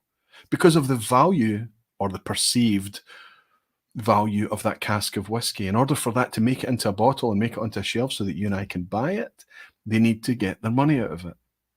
They do, or a broker, or somebody in the ownership chain does. And it's harder to happen these days because the prices in order for that to happen are getting higher and higher and higher. We can blame flippers and we can blame cask investment companies and all of this nonsense. But it's none of that. It's your fault and it's my fault. And it's anybody who spends too much money on a bottle of whiskey. It's somebody who encourages industry, encourages these portfolios, encourages the value, amps the value of whiskey by spending more than we should instead of being patient and looking at a place where there is value. Saying no, keeping our wallet in our pocket, letting ourselves become tenderized by fear of missing out instead of succumbing to it. Saying no to the prices. Because once that starts to happen, the value of these portfolios, these casks, and the opportunism for the flippers and everything else that comes behind that starts to decay. We don't want to spend money like that. We want things to be fair. We don't want them to be cheap, and we don't want people not having the ability to make profit and money on these things. But we want them to do their job well, and we want them to do it fairly. All this whiskey needed to be, in order for that job to be achieved, was to be solid. For it to be alive and clean and flavoursome and this good,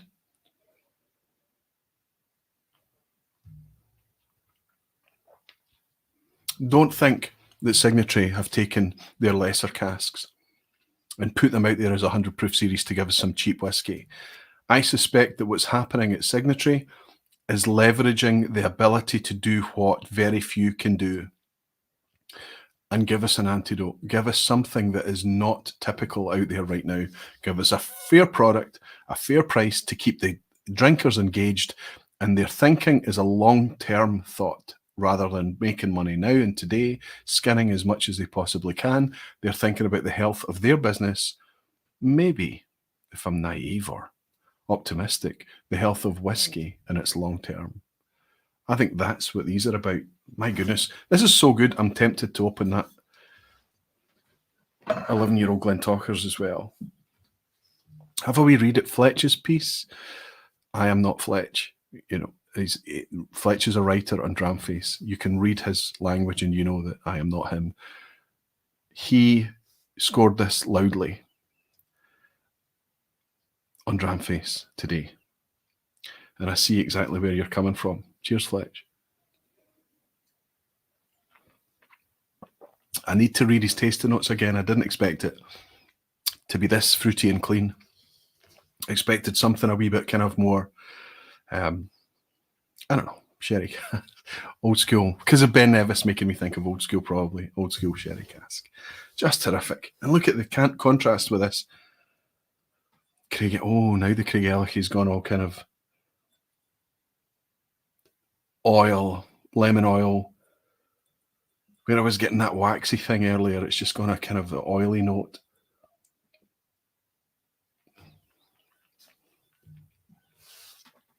What a contrast going back between the two.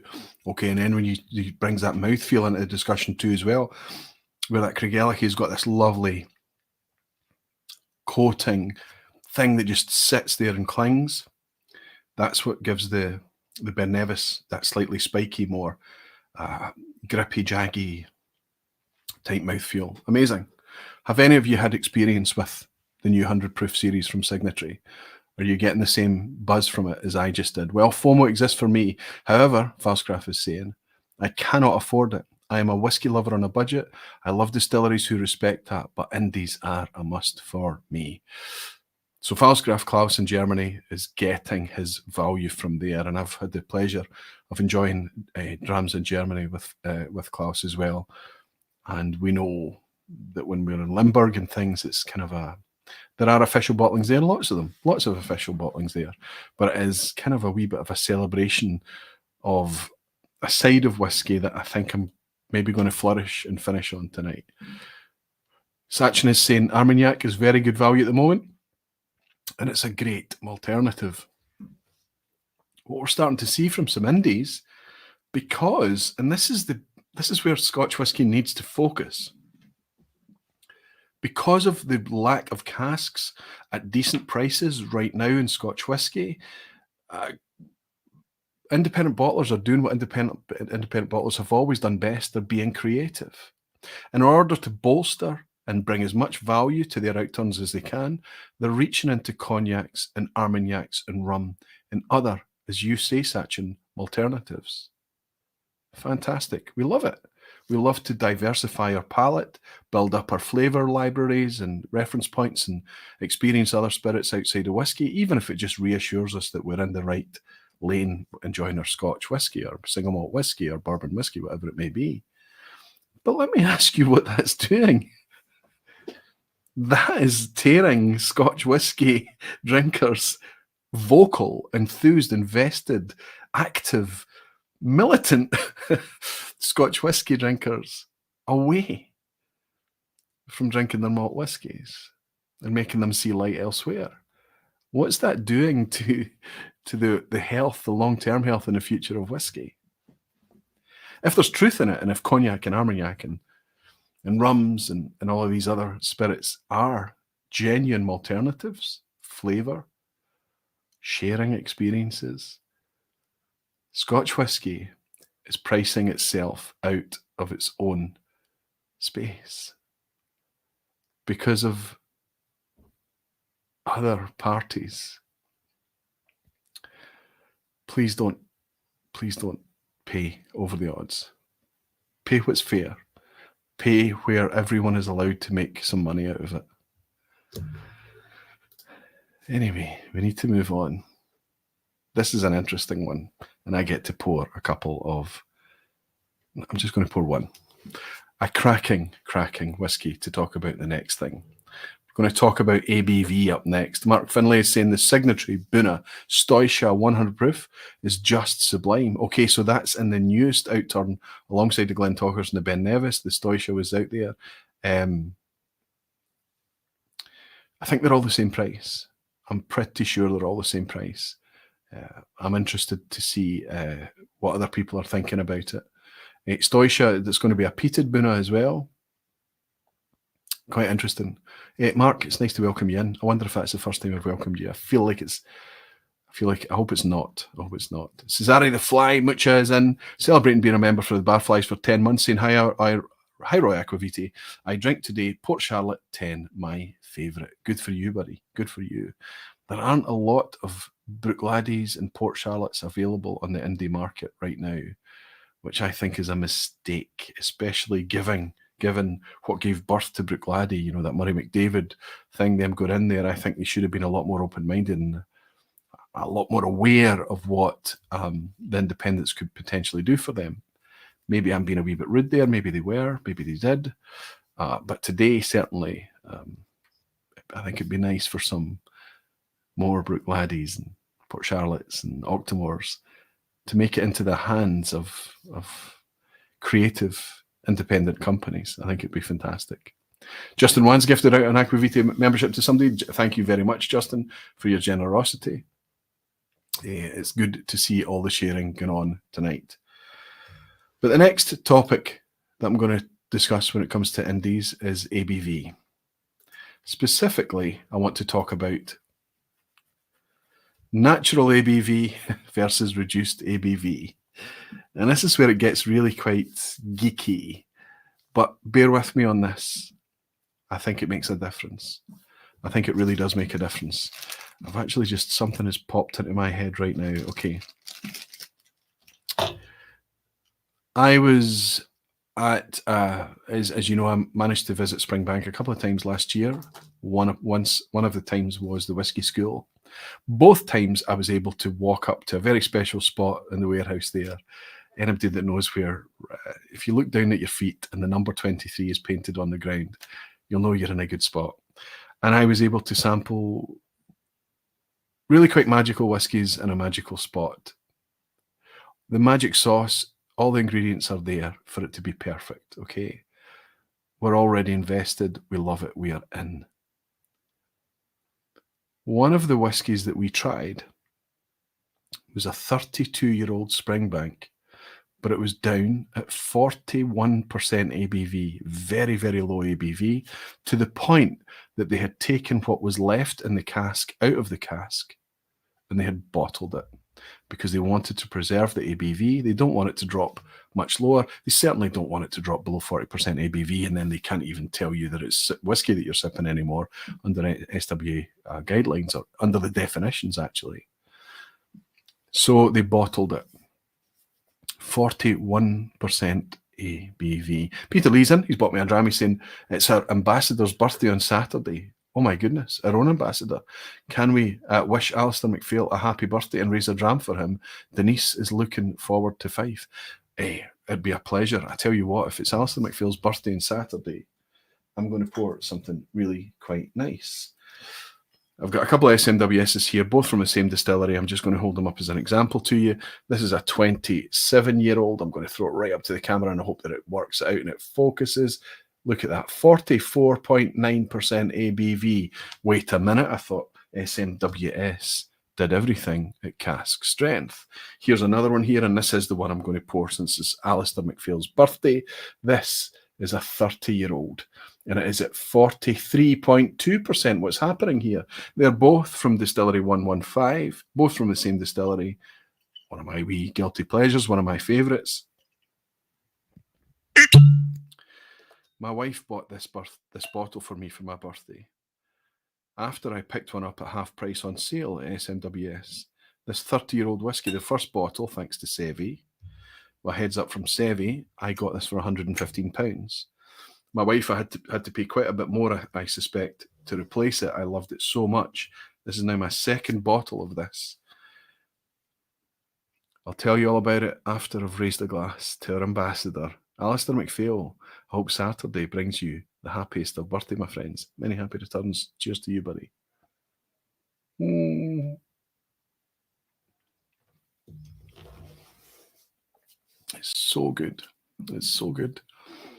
So unique. It's so... Anyway, it's just so good. 30-year-old whiskey.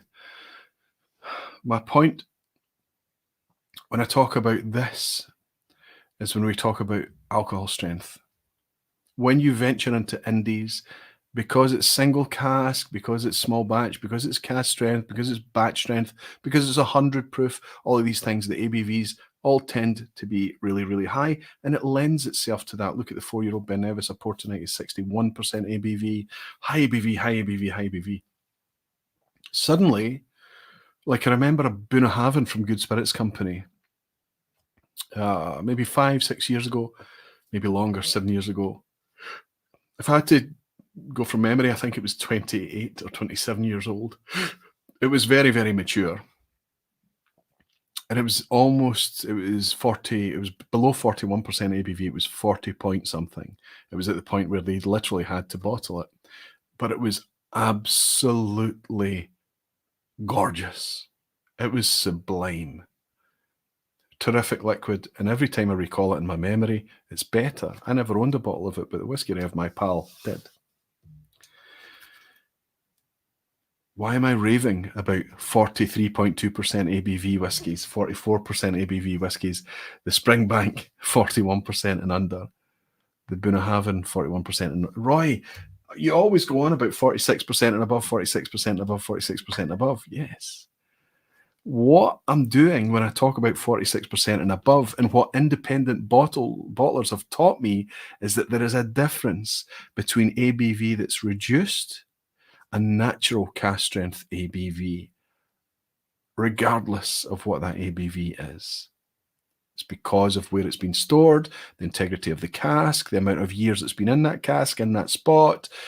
There's so many things. The climate in Scotland specifically, there's so many things feed in to whatever that final ABV is going to be. Only independent bottlers are going to bring it to us at its natural cask strength ABV, in my experience. It is very difficult for me to find official bottlings that bring it to us at a natural cask strength ABV, and there is a difference. Maybe Glenfarclas 105, which is vatted in order to reach that 105, that 60% ABV. But it's difficult to find examples. I'm missing Graham Brown, who's been celebrating being a member of the Barflies for 19 months. Here's to 19 more months and beyond. Graham, buddy, wonderful to welcome you in, my friend. Cheers to you. I hope life is treating you well, you and the family. Cheers, big guy.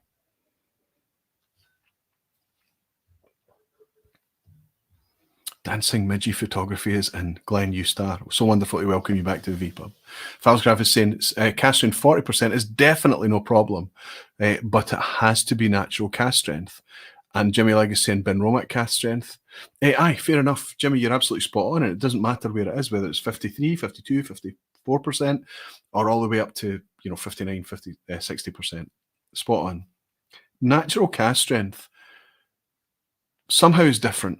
And I remember at Springbank, specifically, the conversation came from Finlay Ross. And he said there is a difference between something that's arrived at this ABV naturally through the environment, through the way it's been stored, versus us taking a product and reducing it. They reduce it with, obviously, conditioned water, demineralized water. If they've got the privilege of local water, whatever, fantastic. But they've got the ability to dilute the whiskey to their preferred bottling ABV, whatever it may be, whether it's batch strength or 46 or 46.4, whatever it is. There's a difference because when you add water, you are bringing the ABV, you're diluting. You're diluting the liquid, you're diluting everything. When the thing is allowed to just arrive at whatever ABV it may be, even when it's dangerously low, naturally, there is no dilution happened. If you think about it, there is alcohol and maybe some water vapor evaporation over the years, but everything else in there has stayed in the cask to just be what it wants to be. It's very different from reduction. I'm not going to suggest that the reduction is bad. I'm not going to suggest that we campaign against it or anything. No. It is what it is, and it's what it has to be, and it's handled careful, and it's done well. Great. And we love our whiskies at 46, at 48, at 50, and everywhere in between. Natural cask strength is a privilege. And it is a privilege that, with very few exceptions, is only brought to us by independent bottlers, regardless of whether it's 61% ABV or 40.1% ABV. It makes a big difference. It comes from a swagger, of a confidence, of a knowing your customer and your market, the ability to explain these things and how it's different, and how you've still not chill filtered it, even at the low ABV, how you've just bottled it as natural cask strength. And how you're confident then that your customer is going to be able to hold up their glass of very low ABV liquid and just be utterly blown away by it.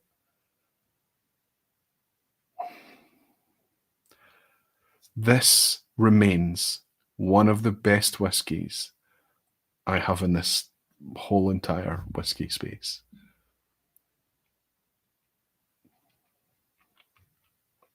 It is so perfect for everything I want from a wee glass of whiskey. Yes, it's soft. Yes, it's not going to kind of bring my palate alive. It's not going to give me a jolt of energy and electricity. It is just very, very mellow, very, very balanced.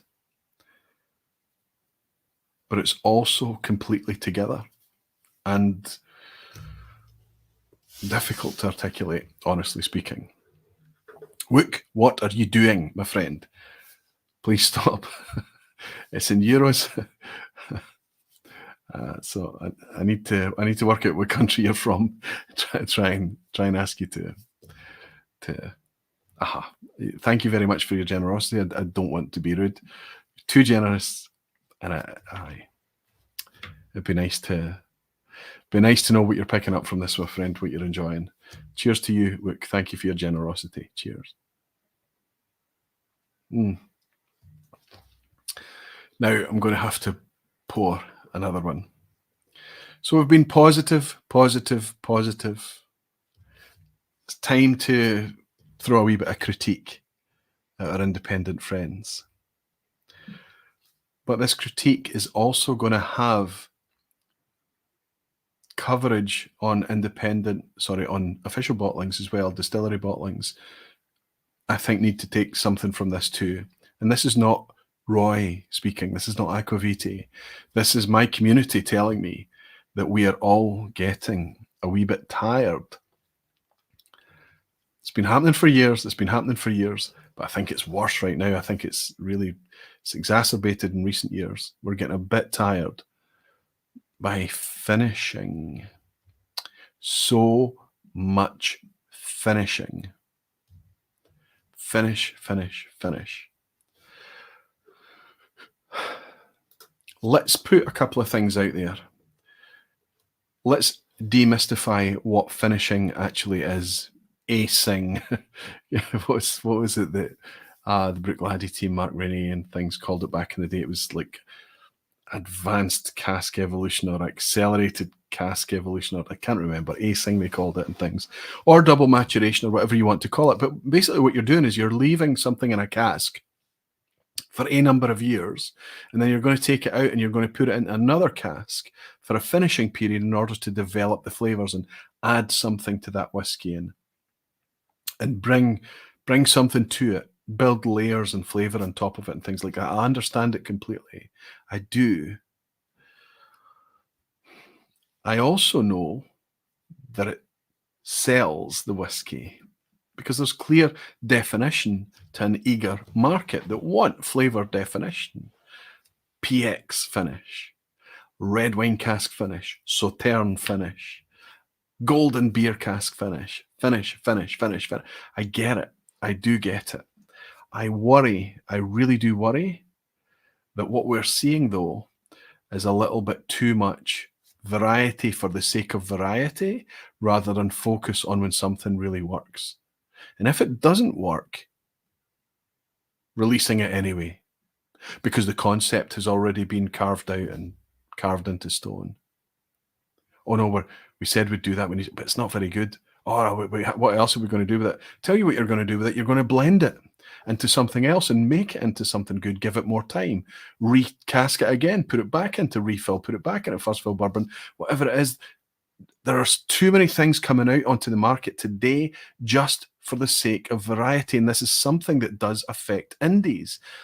When indies have only access to refill casks or bourbon casks or something like that, you can understand why they want to take an 8-bottle outturn, a 12-bottle outturn more and bring more. So they've got red wine barrique and they've got PX and they've got an Islay peated cask and they've got all of these finishes to bring variety.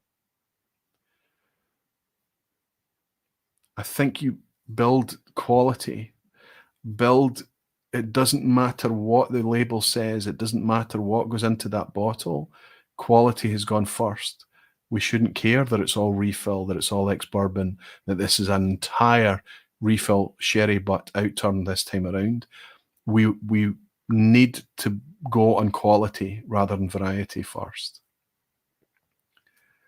A bit more creativity, a bit more skill, maybe even a small batch outturn, so that something is put together that works better than just a re-rack into an active finishing cask. Jimmy Legg has bought me a dram to say, oh my, this is weird to type. I completely agree. Thank you so much for highlighting this annoying finishing. Right, we have to end the vPub there tonight. We've done everything that we can achieve. Jimmy and I have reached some form of weird agreement, and we draw the vPub to an end because I don't know where it goes from here on in. Jimmy, thank you very, very much. But I think that it's okay to have finishes. But I think what we have today is just finishing for the sake of variety rather than an enhancement. Look at the special releases from Diageo recently. I know that it's not an independent, but when we talk about that blurring of definitions, Diageo are in that special releases place because of independence. Make no mistake. What they are doing is taking Lagavulins and Clyneliches and finishing them in virgin oak and things. Nothing says this was dull and boring more than a virgin oak finish without context or understanding or what. It puts everybody on high alert and say, why? Why? Is it just for the playfulness? Just because to keep things fresh and mixed and new?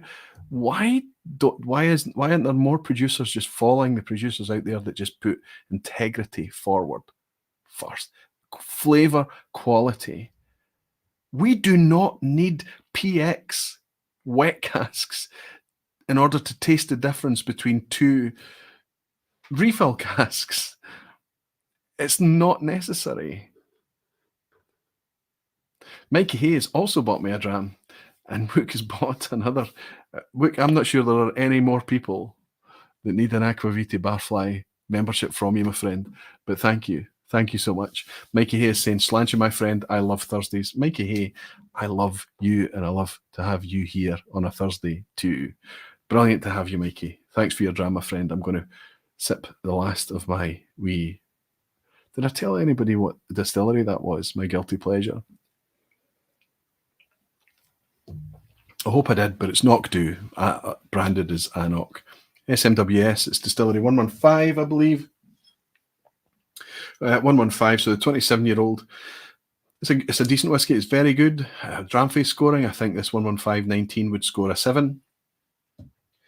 But my goodness, this 30-year-old, this is 115.17. It's called Flower Meadows and Lemon Groves, and it's a 9 out of 10 whiskey, and it's just different. Wonderful stuff. Graham Fraser is saying, I've always said finishes are not generally my bag. Can be occasional finishes that are good, I'll acknowledge, but bourbon cask will be my favourite. Okay, I think we all, there seems to be a huge amount of people that ends up in the bourbon refill bourbon cask cul-de-sac, and I'm very much there. I do still love refill sherry butt PX. I love super active casks. I love all of it. But if I was just to kind of fall into my kind of default favorite, let's say, ex-bourbon refill casks tend to be where I, hence why the specification of that was right up my street. Come on. 30 years refill ex-bourbon barrel, and it tells us on the label because it's SMWS. Transparency is amazing. And if they are going to finish, they will tell us, and they will tell us on the label. So hats off and credit when credit's due. Ex-bourbon hogshead. Okay, it doesn't tell us when that cut point was, but at some point, final cask, they put it in a first fill ex Oloroso barrique. I have to say, I bought this. This is a 46, which, oh no, I don't even remember. I think it's Blair Athol. I feel like it's Blair Athol. Somebody correct me if it's not. But I bought this. And, you know, I've poured it for a couple of people who like it. People genuinely like this. But this was not a cheap whiskey, a 28-year-old. This is called Deep Armchair Satisfaction. Come on, let's camera, just do me another wee turn tonight. Just focus on that, won't you, my friend? Focus. I think everybody needs to send up some kind of bribe to the tech gods or something like that. It's just not going to do it. And my camera, my lens, my touchscreen is just out of reach tonight. It's called Deep Armchair Satisfaction, 46118, 258 bottles. Like I say, I've poured this for people and they've just lapped it up and loved it. But I have never, ever really purred with a glass of this. And it makes me doubt what was so bad about the ex-bourbon hoggy. Dull, plain, simple, or maybe just too similar to a lot of other whiskies that were being released at the same outturn,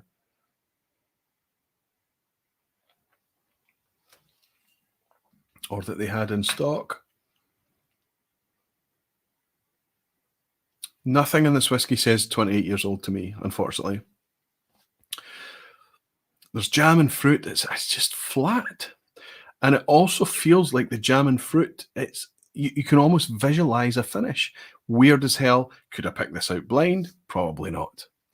But given the fact, if you told me what two things were and pick out the one that's finished versus the one that's, I think I genuinely could. There's something fractured about this glass of whiskey. It feels like two different profiles in the same glass.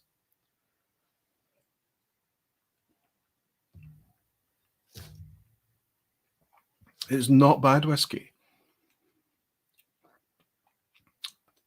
In fact, it's good whiskey. But it's a bit...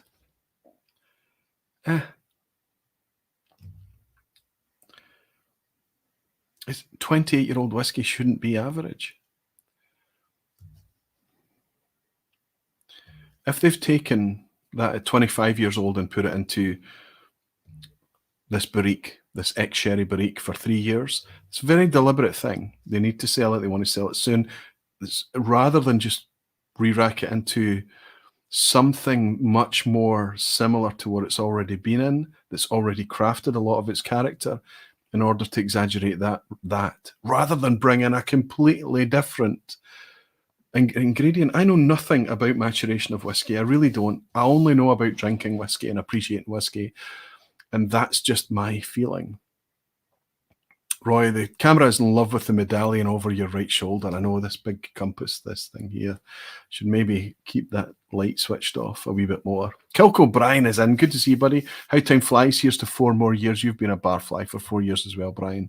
I love you, big guy. I hope things are going well over in your channel over in Kilco Whiskey. It's always brilliant to welcome you in. It's brilliant to see your wee icon, and thank you for supporting me for the last 4 years. Chris Barlow is celebrating being a member for 14 months already, saying finishing can be too much like cosmetic surgery. And this is the problem, Chris. Thank you very much for being a member of Barflies too, is that it's not just, it kind of puts people on a footing of cynicism.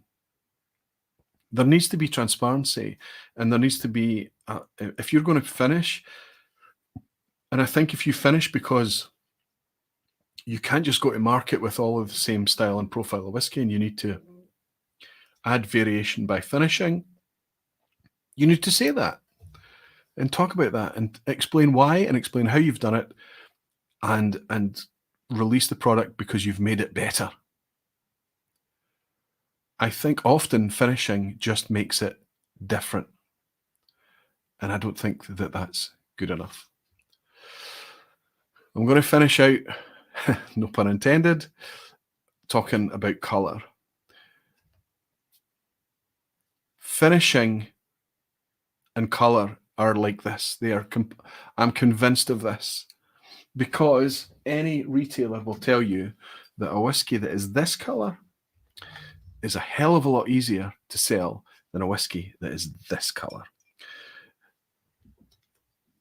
Now, this is excellent whiskey, so no judgment here. But let me hold these two things up. The colour's even more vibrant from my perspective. It's quite flat in the camera. But hopefully you can see just how crazy a difference there is here. This is like Chardonnay, very, very pale whiskey. If you looked at that on the shelf, you'd say, oh, okay, what's this? But this is really appealing. Your eye is drawn to a darker colour. I also think that finishing, especially if you're selling whiskey in a tall round, a clear bottle, finishing is very appealing from an aesthetic point of view as well, rather than just information on the label and flavour and all of that kind of thing. What we need to do is work together as a community to reprogram ourselves that we need to go on flavour. Our eyes are playing games with us. This is a very good whiskey.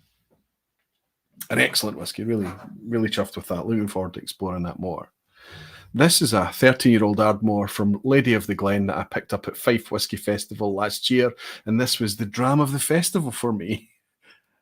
It also appeared at Limburg when I arrived at Limburg last year. They had this there as well, and it's Ardmore. It's always going to be pretty good. But 13 years in a refill barrel. Smoke is soft, utterly integrated. This is the type of Ardmore that could parade as a bit older than 13 years, but there's still a lot of vibrance, a lot of texture, a lot of light and colour to the glass. This is the whiskey that I started the vPub tonight. This is what I had in the glass earlier. It's Ardmore, it's peated, but it's really soft peat. And it's not just me saying that because I'm Roy and I can't pick up peat. I suffer from peat blight most of the time. It's just so appetizing. It gets the saliva going, lemon oils, soft, warm, outdoor smoke maybe, but grass and straw smoke.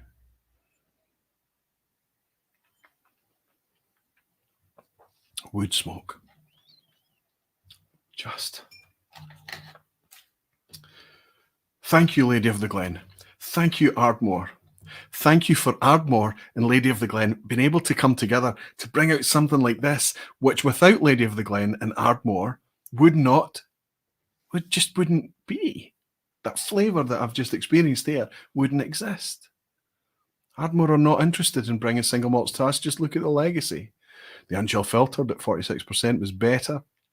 The age-dated stuff that I've occasionally kicked around, better still, 20-year-old and even 30-year-old Ardmore. Fantastic. But that's rare. The reason that we're able to engage with good quality Ardmore and realise how good the stuff is from producers like Lady of the Glen and all the other people out there bringing fantastic Ardmores. Fantastic distillery. And not bothering that it's this pale. Not finishing for the sake of variety and not finishing for the sake of colour. Indies need to teach the entire industry through teaching us that we do not need dark whiskey. In fact, We need to look at whiskey much like we look at wine. Well, it's not difficult a concept to understand. It's not about the ingredients with whiskey. It's about the maturation with whiskey. All of the rainbow of colours need to be celebrated. We don't all run out there and buy red wine because we buy with our eyes. Sometimes we know the value proposition of white wine and we buy white. We need to look at whiskey through a similar lens. Alistair has bought me a generous dram. Alistair, thank you very much. Thanks, Roy, for the kind words. And that looked like a lovely dram from one of my favourite distilleries. So he's a fan of Knockdo as well. Superb. Alistair, he's saying it was nice to see the kind messages in the chat too. What a community. Have a dram from me in return. Alistair, since we can't have a dram in person and we have to wait for that to happen again, it'll happen again in the future, buddy. You enjoy your birthday in the meantime, and thank you for buying me a dram on your birthday. Cheers.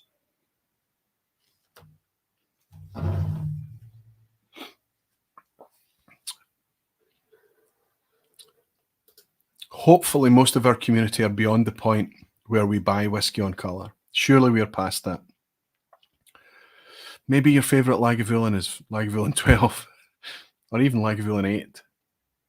Something the colour of pale straw. Our Big 10. Classic laddie. More and more and more official bottlings of pale whiskies are coming onto the market and being celebrated. We need to shout loudly about those and amplify those at how good they are at a pale colour to stop this reliance on heavy-handed finishing and worse, colour for the sake of consistency and nonsense like that. We're selling single malt whiskey to the world. I am enjoying single malt whiskey, and I want to embrace it for all the spectrum of colours that it comes to me in. I don't want somebody somewhere to dose it heavily with an artificial colorant in order to give me a product that they know sells better rather than tastes better. We are the militant extreme on the bleeding edge. We need to fight about these things, and we need to fight loudly. We sound a wee bit snobby and we sound a wee bit high horsey at times, but we will be able to justify our position, and not through just constantly shouting and soapboxing, but by holding up glasses of whiskey and sharing them with friends and teaching everybody else that it should be flavour over everything else. This is what independent bottlings have brought to us over the years. This is what has given the official bottlings, the distillery bottlings, the ability to step forward with confidence. Finally, confidence. I'm going to round out tonight. I encourage you all, please stay for a quiz at the end. I didn't finish the quiz tonight, did I? Because I went on a live stream. I wonder how long it would take me to go in and finish that quiz tonight. What if I did the same as last week? Okay. I need to finish this as best I can. Instead of doing the quiz for you all tonight, I prepared the quiz but didn't set it up the way I need it to be in the stream. What I'm going to do is do that quietly after I finish out tonight. And what I'll do to try and give everybody the opportunity to, I don't know, celebrate a wee 10 out of 10, I'll repeat last week's Ask That question. Don't go back and look now. Just stick it. If you were here last week, you've got a bonus. But I'm going to do that. And then the rest of it is going to be fresh questions. But I'll need a minute to configure it to share with you. What I did before we went live tonight is I went on with the Inverurie whiskey shop and had a fantastic time. And obviously didn't give myself enough time to configure the quiz. But there will be a quiz at the end tonight, and I encourage you to stay till the end. But I'm going to finish out tonight talking about independent bottlings and talking about what I really think that they bring to us, that the producers are at risk of losing. And this word was brought to me that I was looking for a word to kind of to articulate the feeling, and the feeling is personality. Whiskey is a people thing. It's a people-driven thing. It's a people-focused thing. It's all about people coming together. And it doesn't matter if you're somebody who just likes his grouse and used to drink a bottle of grouse back in the day and replace it with another bottle of grouse and then another bottle of grouse when that one ran out. I bet you that that dram of grouse for you was a people thing. There was personality and moment and life behind it. And whiskey continues to be like that. And so much of whiskey today, the more luxury, the more blingy, the more metallic, the more gilded, the more fancy it becomes, the further we move away from people, the further we move away from human contact, from vibrance, from life, from vitality. Independent bottlers seem to have a way of being the opposite of that. They seem to be, because of the smaller outturns, maybe because of the smaller companies, because of the much more kind of transparent presentation, because of the stories that come behind it, because of all of this, they seem to be able to bring much more personality and character. Let me give you some examples. If you think of Adelphi, who do you see? I see Connell. I see him standing behind his festival table, raving about whatever it is. If you see, I don't know, Cadden Heads, I see a multitude of people. I see Grant. I see Cameron. I see these people. I see them talking and being excited about the things loudly. If I see a bottle of Watt whiskey, I don't see the Taste Bud logo. I see Mark. I see the people behind the brands. I feel much more viscerally connected to the liquid. That's quite special. There are brands and producers out there that has a similar effect on me. Tomatin, Deanston, many, many more. They've learned the people connection. They've learned about building a business, but not forgetting what it is to shake people's hands and tell people the story face to face with human eye contact. That is being lost today. I think that there are producers out there that are keeping it alive, but there is no doubt, as we started out tonight and somebody hit the nail on the head at the start of the show, I wish I remember even who that was. If somebody could, that ability to connect product with people and personality is another thing that independent bottlers, despite all the challenges that they face in 2024, are still capable of bringing us today. Gino Cumo is celebrating being a member of the Barflies for 47 months, saying, pulling a parachute, have a great whiskey weekend, Roy. Gino, go off and have the rest of your Canadian day, my friend. I wonder if you've still got snow over there. Wonderful to have you in. And your buddy Graham Young has bought me a dram to say cheers, Barflies and Roy. Always a weekly highlight to be with you all. A convalescence dram for me tonight. Get raised to you all. Thank you very much, Gino.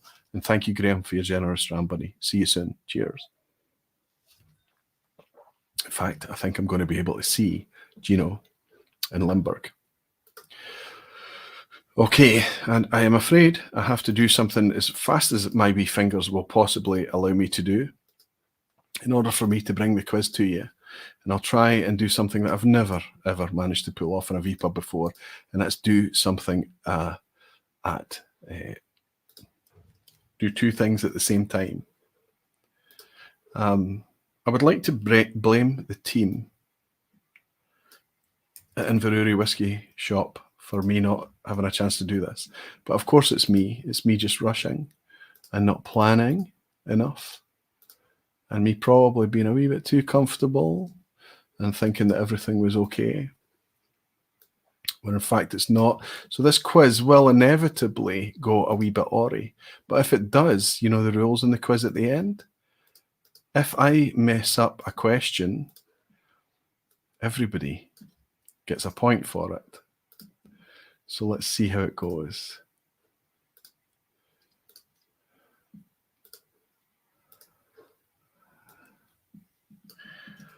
Right, that's me already done the first 4. And remember that tonight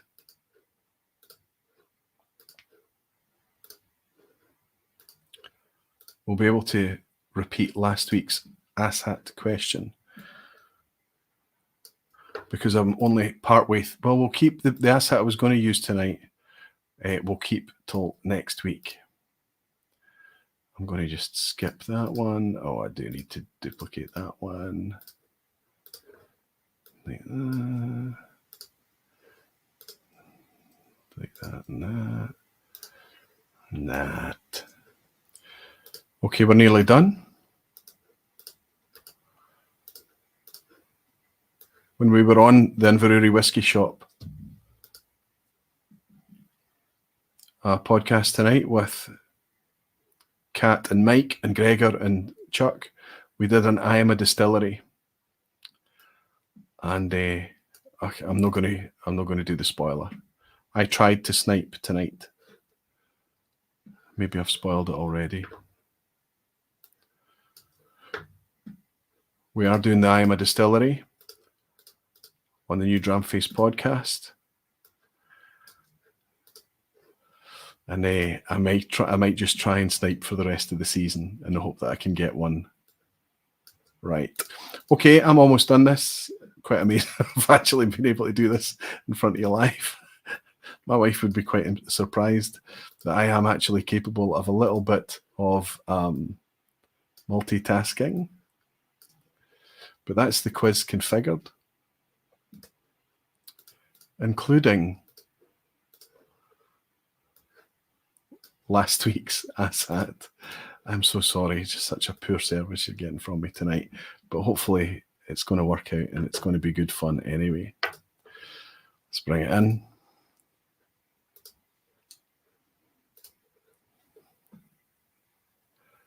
I'm going to jump into the chat and see how much of a hard time I'm getting shortly. Don't worry. Come on, little quiz. There we go. 29th of February. That's today. Yeah, very cool. There's 29 days in February too. I managed to get a 4th vPub this month just because of the extra day. Terrific. Let's see how much of a hard time I've been getting from everyone. Alan Smith is saying it was that shirt change. You ran out of time to do the quiz. I didn't run out of time. I'd forgotten that I even had to do what I've just had to do in front of you there. I know it's only a 2-minute job, but it's not something I want to have to do on screen with you. It should be done. You can blame me, says Rob Smith. Rob Smith, it's your fault. Does that work for you, buddy? Dave Barnes is saying, here we go again, using matchsticks, keeping my eyes open for the quiz. Dave, stick with it. Stick with it, big guy. You'll do well tonight. Alan Smith is saying, it was that. I caught it, buddy. I caught it. Falscraft is saying, well, Roy, I've never had any doubt that you were able to blab over some spurious creation of a quiz. And Jimmy Legg is saying, well, the vPub is free for a reason. Thanks, Jimmy. Absolutely. Okay, there is a quiz here. Don't know what shape it's in, but it's going to betray us in a second. Has it even got the right date? It does. At least it has a right date, so that's a good start. Thank you, everybody, for patience. Remember, it's just multiple choice. You can just only share if you want to. It's optional and up to you. I raise this wee glass and wish you all the very, very best. Thanks for hanging out with me tonight. And I think that there's a very good chance of a few 10 out of 10s tonight. He said naively. Okay, question 1. Which of these distilleries can be purchased as a Gordon and MacPhail release under their licensed distillery labels series? Now, I did have some Gordon and MacPhail on hand tonight in case we were going to talk about it or uncork it. I've got a distillery series Longmorn. I'll have to be very careful in case I'm giving some things away, but it is question 1. And I've got some others that will hold up in a second. Which of these are available under a licensed distillery label series from Gordon and MacPhail? A, Mortlach, B, Ardmore, or C, Glentochers? So I've also got a Strathyla here as well. So the way we need to think about these is that these used to be the official bottlings for these distilleries that never released their own stuff.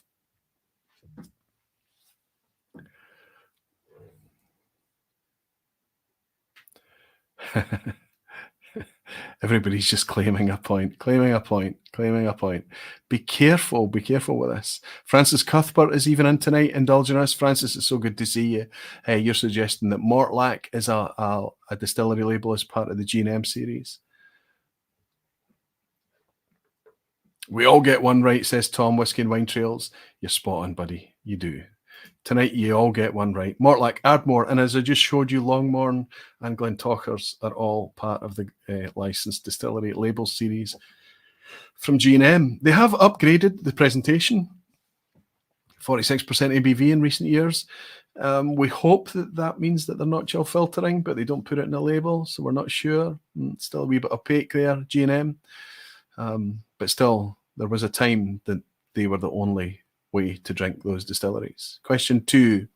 Longmorn recently went through another rebranding, but they're charging £220 for which age-stated product? £220 for A, their 18-year-old, £220 for B, their 22-year-old, or C, £220 for the 25-year-old. Longmorn used to have a 15-year-old, the light beige colour, 1990s bottlings, and then dark brown bottling in the 2000s, switched to an olive bottling, my favourite, my pick. I know a lot of people disagree with that, but I love it. Always very, very fairly priced, loved, revered by the people who knew, but now it's just kind of gone a bit weird. All a bit weird. Longmorn, 220 quid for A18, B22, C25. I can tell you, unfortunately, the worst possible scenario, £220 for an 18-year-old long whatever. Nobody's even heard about it. They've not even put the grind in to properly build their brand into the wider whiskey audience. And they come out charging, just positioning, pure positioning. I get a wee bit frustrated by it all. It is what it is.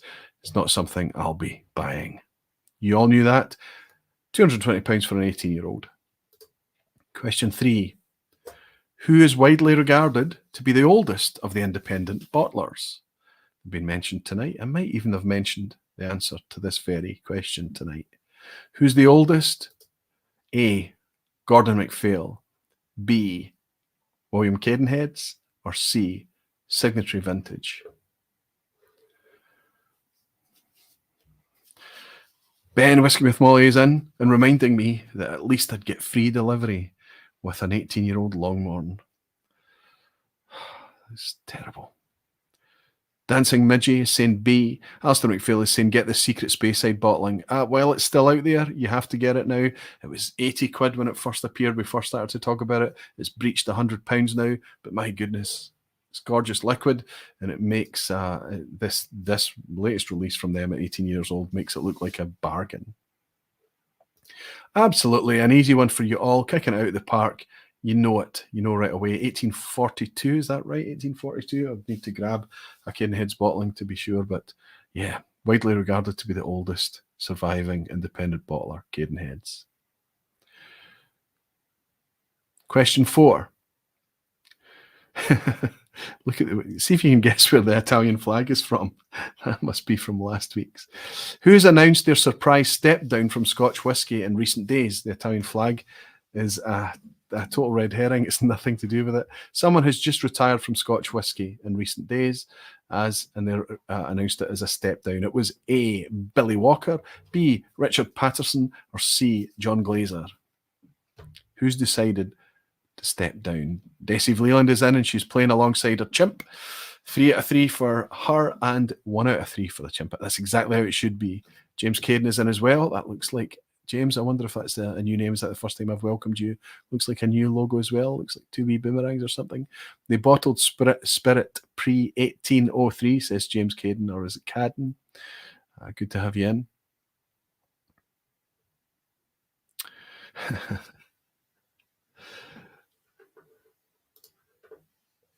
Absolutely. Everybody knows the surprise news. Very, very surprised to hear it. Billy Walker is still there. Richard Patterson is still there. But John Glaser has decided to step down from Scotch whisky. Again, the wee Italian flag appears Apologies if that's the only mistake that we have in this quiz at the end. We're doing okay, let me tell you. That's from the Six Nations Whisky last week. Question 5. I'm going to give you the picture question. I don't have slides to go through on this one. I'm just going to tell you what it is. But I'm looking at a scene here over a pond. Looks like a cooling pond, maybe, certainly a reservoir of some description with a distillery in the background. I'm just going to ask you, are we looking at a distillery in the lowlands? Are we looking at a distillery in the highlands? Are we looking at a distillery in Speyside? A, lowlands, B, highlands, C, Speyside. And thanks to Graham Fraser for the photo on this one. You can still play along, Graham. Just consider, you know, you always get a free point if you donate the photo question, right? If you're looking to see some other of Graham Fraser's photography, watch the BBC weather of an evening. I guarantee you, if you're in Scotland and it pops up with a credit to Graham, the photo in the background is highly likely to be Graham Fraser. Are you hinting that Glazer will open a distillery in Italy? Absolutely not, Rotterdam. Absolutely not, Alberto. I have no idea. I have no idea about any of that stuff. It was a hangover from last week's questions, I'm afraid. And absolutely spot on. We are indeed looking at Linkwood Distillery, which is, of course, in Speyside. Whoops. Let's say I don't have an answer. So if you answered C, take your point. And let me know how you're doing at the halfway mark. If you've got 5 out of 5, you've already hit a pass mark. You can relax for the hard questions. Question 6. Which of these lost distilleries made it through the 1980s before finally having to cease production in the 1990s? So these distilleries, I'm looking for which one managed to make it through the terrible period of the 1980s, the Whiskey Loch, the huge cull of 1983 and beyond, but only to make it into the 1990s and then falter. A, Lochside, B, Caperdonic, or C, Imperial?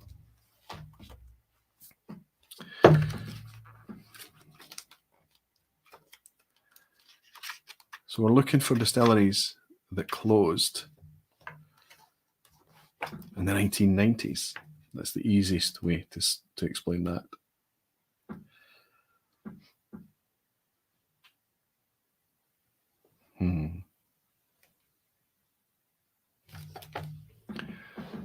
Lots of people going with C for Imperial. A, Lochside, B, Caperdonic, and C, Imperial. Danny Hebbington is saying A for Lochside. Road to Dram Alberto is saying C and maybe A. I am busted by your greater knowledge. Yes, indeed. There was a 66% chance of getting this one correct because both Lochside and Imperial both made it into the 1990s. Imperial did too, but they kept going throughout the 1990s and made it into beyond 2000 and eventually stopped production in 2002. So a wee freebie there. Lots of 6 out of 6 in the quiz at the end tonight. Question 7. Which of these Highland distilleries launched a non-age statement expression called Elements as far back as 2000? We tend to think that non-age statement is a newer thing, but I'm going way back to the year 2000 to figure out this one. Elements. A, Balblair Elements, B, Loch Lomond Elements, or C, Tomatin Elements?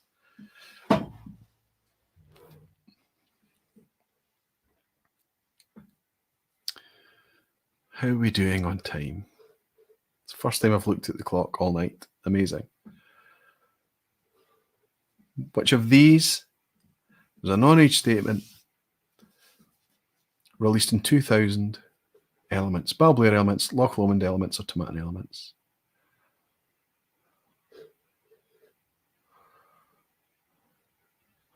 This one, I sense, should have had a banana skin. Have I managed with one question to wipe out almost all of you? I can tell you that Tomatin did not, Loch Lomond did not, Balblair had a non-age statement product called Elements. I wish I'd included an image now.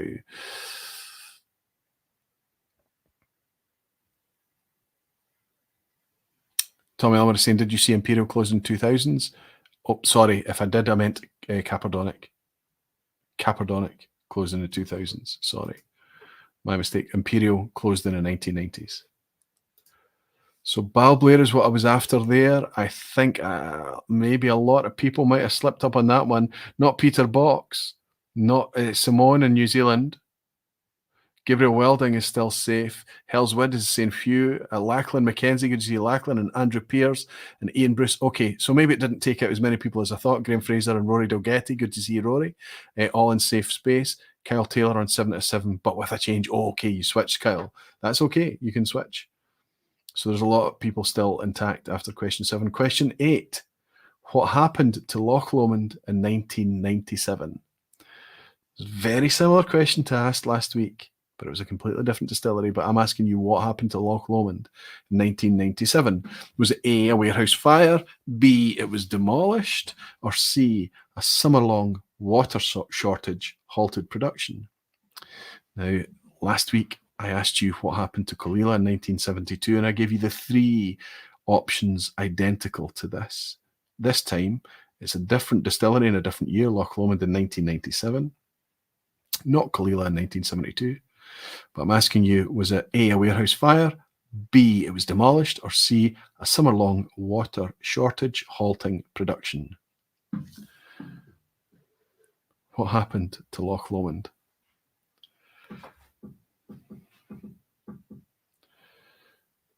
Oh, such knowledgeable whiskey folk. Fernando is saying, follow the crowd. Road to Dramaberto is saying A, gone with the crowd. Rolfie Ebhead is saying, could it be C? Lachlan McKenzie is saying A. I walked by a pretty full river to get to Loch Lomond Aquavite, says Jimmy Legg. Yes, you did. Yes, you did. We all did, Jimmy. We all did. I can tell you that 300,000 litres of whiskey, which could have been worse if you look at the scale of Loch Lomond, was destroyed by fire in 1997.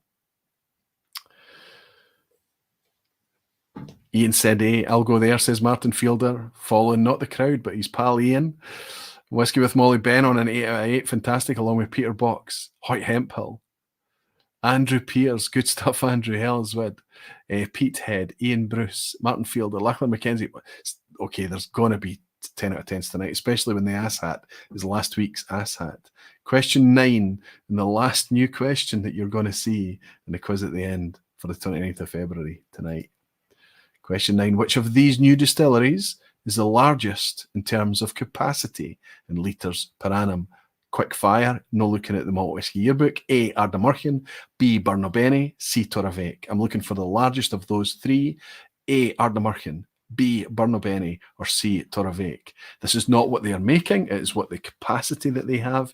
Most distilleries in Scotland are producing lower number than they can actually achieve. All things being brilliant, all things running full shift and on song, and maximum capacity, maximum efficiency everywhere. That's what the LPA maximum capacity is. Most distilleries run less than that. Regardless, the maximum capacity of which of these distilleries is the largest. A, Ardnamurchan has the largest, B, Burnopbenny has the largest, or C, Torravec has the largest. This will sort out and tease out a lot of folk, I have no doubt. Whiskey with Molly saying B, Tom Elmer is saying C. Martin Fielder is guessing C. Jimmy Legg is saying C. Graham Fraser is saying B. Whiskey and Wild Trails Tom is saying C. Lachlan McKenzie is saying B. Dancing Midgie Photography. Glenn is saying B. And where's Roy? Good to see you, Roy. Over in Norway, saying B, along with Ian Bruce. Rory Dalgetty, C, and Whiskey and Wild Trails, change B. Sid Martin saying C, and Sugar Kitty saying B. I can put you all out your misery and tell you that Ardnamurchan is 500,000 litres per annum capacity, making a bit less than that. Torravec is 500,000 litres per annum capacity. Burnopbenny is 680,000 litres per annum. Despite quite a diminutive wee name there, Burnopbenny, it sounds quite small. It's actually fairly decent sized distillery. Not seen it yet. not been anywhere near it, but apparently it's capable of making up to 680,000 litres per annum.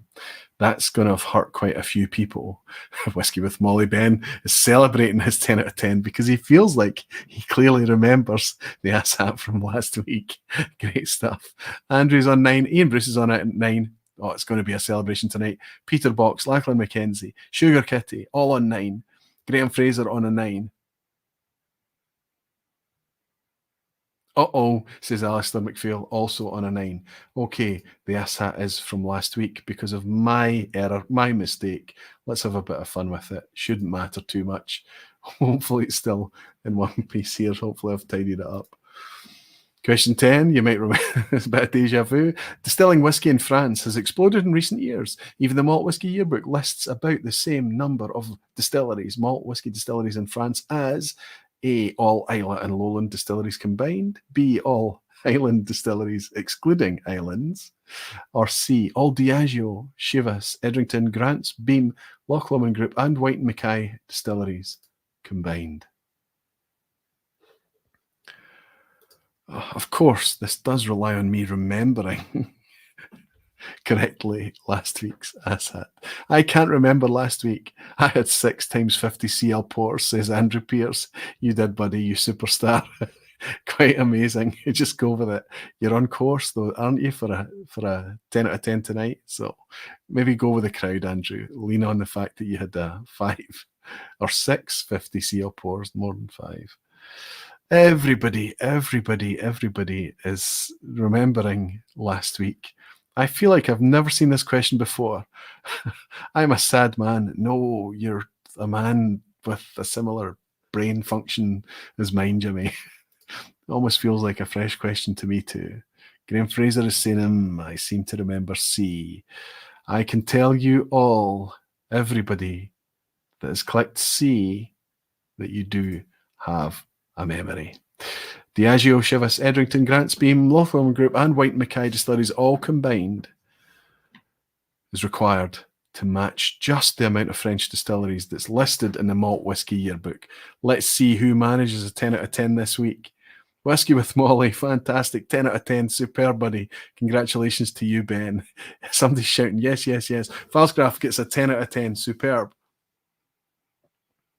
Lachlan McKenzie a 10. Superb, congratulations. Lachlan, Graham Fraser on a 10 out of 10. Thank you, buddy. Superb. Sugar Kitty, another one. Just jumps. Sugar Kitty celebrating 10 out of 10. Ian Bruce celebrating 10 out of 10. Peter Box celebrating 10 out of 10. Simone in New Zealand, 10 out of 10. This looks like it might be a 10 out of 10 record tonight. It's been a while. Andrew Pierce celebrating his 10 out of 10. But I feel a little empty, says Ben Whiskey with Molly. Well, you need to put down that sensation of emptiness to me, my friend. And if I didn't have too much fun hanging out with another live stream before I'd gone live tonight, I probably would have been mindful enough to have the quiz ready in advance and have pulled a fresh asshat into the equation as well. Hey, listen, regardless of the quiz at the end, regardless if my pal Ben is feeling a wee bit empty, I'll make it up to him. Regardless of all of that, I've still had a nice night hanging out with you tonight, talking about something I genuinely love, whiskey, of course, but specifically the independent bottlers, the creatives, the entrepreneurs, the mavericks, the people that are willing to do things a wee bit differently because they are making a product based on personality, based on creativity, because it's coming from enthusiasts.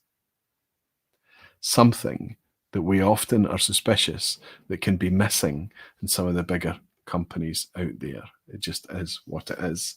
What am I going to have? What is this that's left in the glass? Oh, it's that Ben Nevis. It's that peated Ralphie Ben Nevis from a wee bit earlier. A perfect wee potent dram to finish the night. Peter is saying it, and with that, I call it a day. Time to hit the sack. Thanks always for organising ABV. And to all of you, see you next time. Slanchova. Thank you so much, Frank, for everything, for always being here and all your enthusiasm too. Whiskey Wings. Mike is saying, great evening, Roy. Thank you very much, Mike. Thank you for indulging me despite the amateur hour at the end there.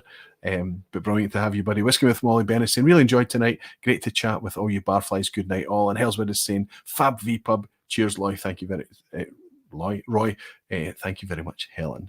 I hope you and Andy are looking forward to a peaceful weekend this weekend. Graham Fraser saying good night, barflies. Looking forward to meeting many of you at the Fife Whisky Festival on Saturday. Thanks, Roy. Remind everyone, if you're there, I hope that we've met before and I'll recognise you and shake hands.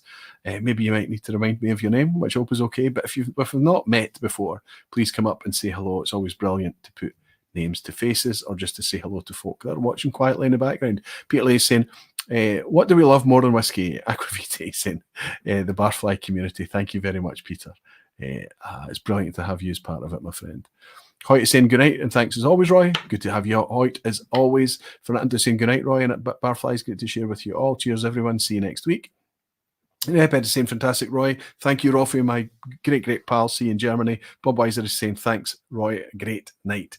Thank you, Bob. Thanks to everybody that's saying thank you to me right now. I'll hang up my wee boots and slink off, and I'll try my very, very hardest to bring you a slicker vPub next week. It wasn't too bad tonight. Let's just enjoy it anyway. Anyway, until then, I'm going to raise this glass of 4-year-old, independently bottled Ben Nevis, and remind you all that you're very dearly loved and that I'm looking forward to welcoming you back again next week. Until then, Slán Siva, Whiskey Folk.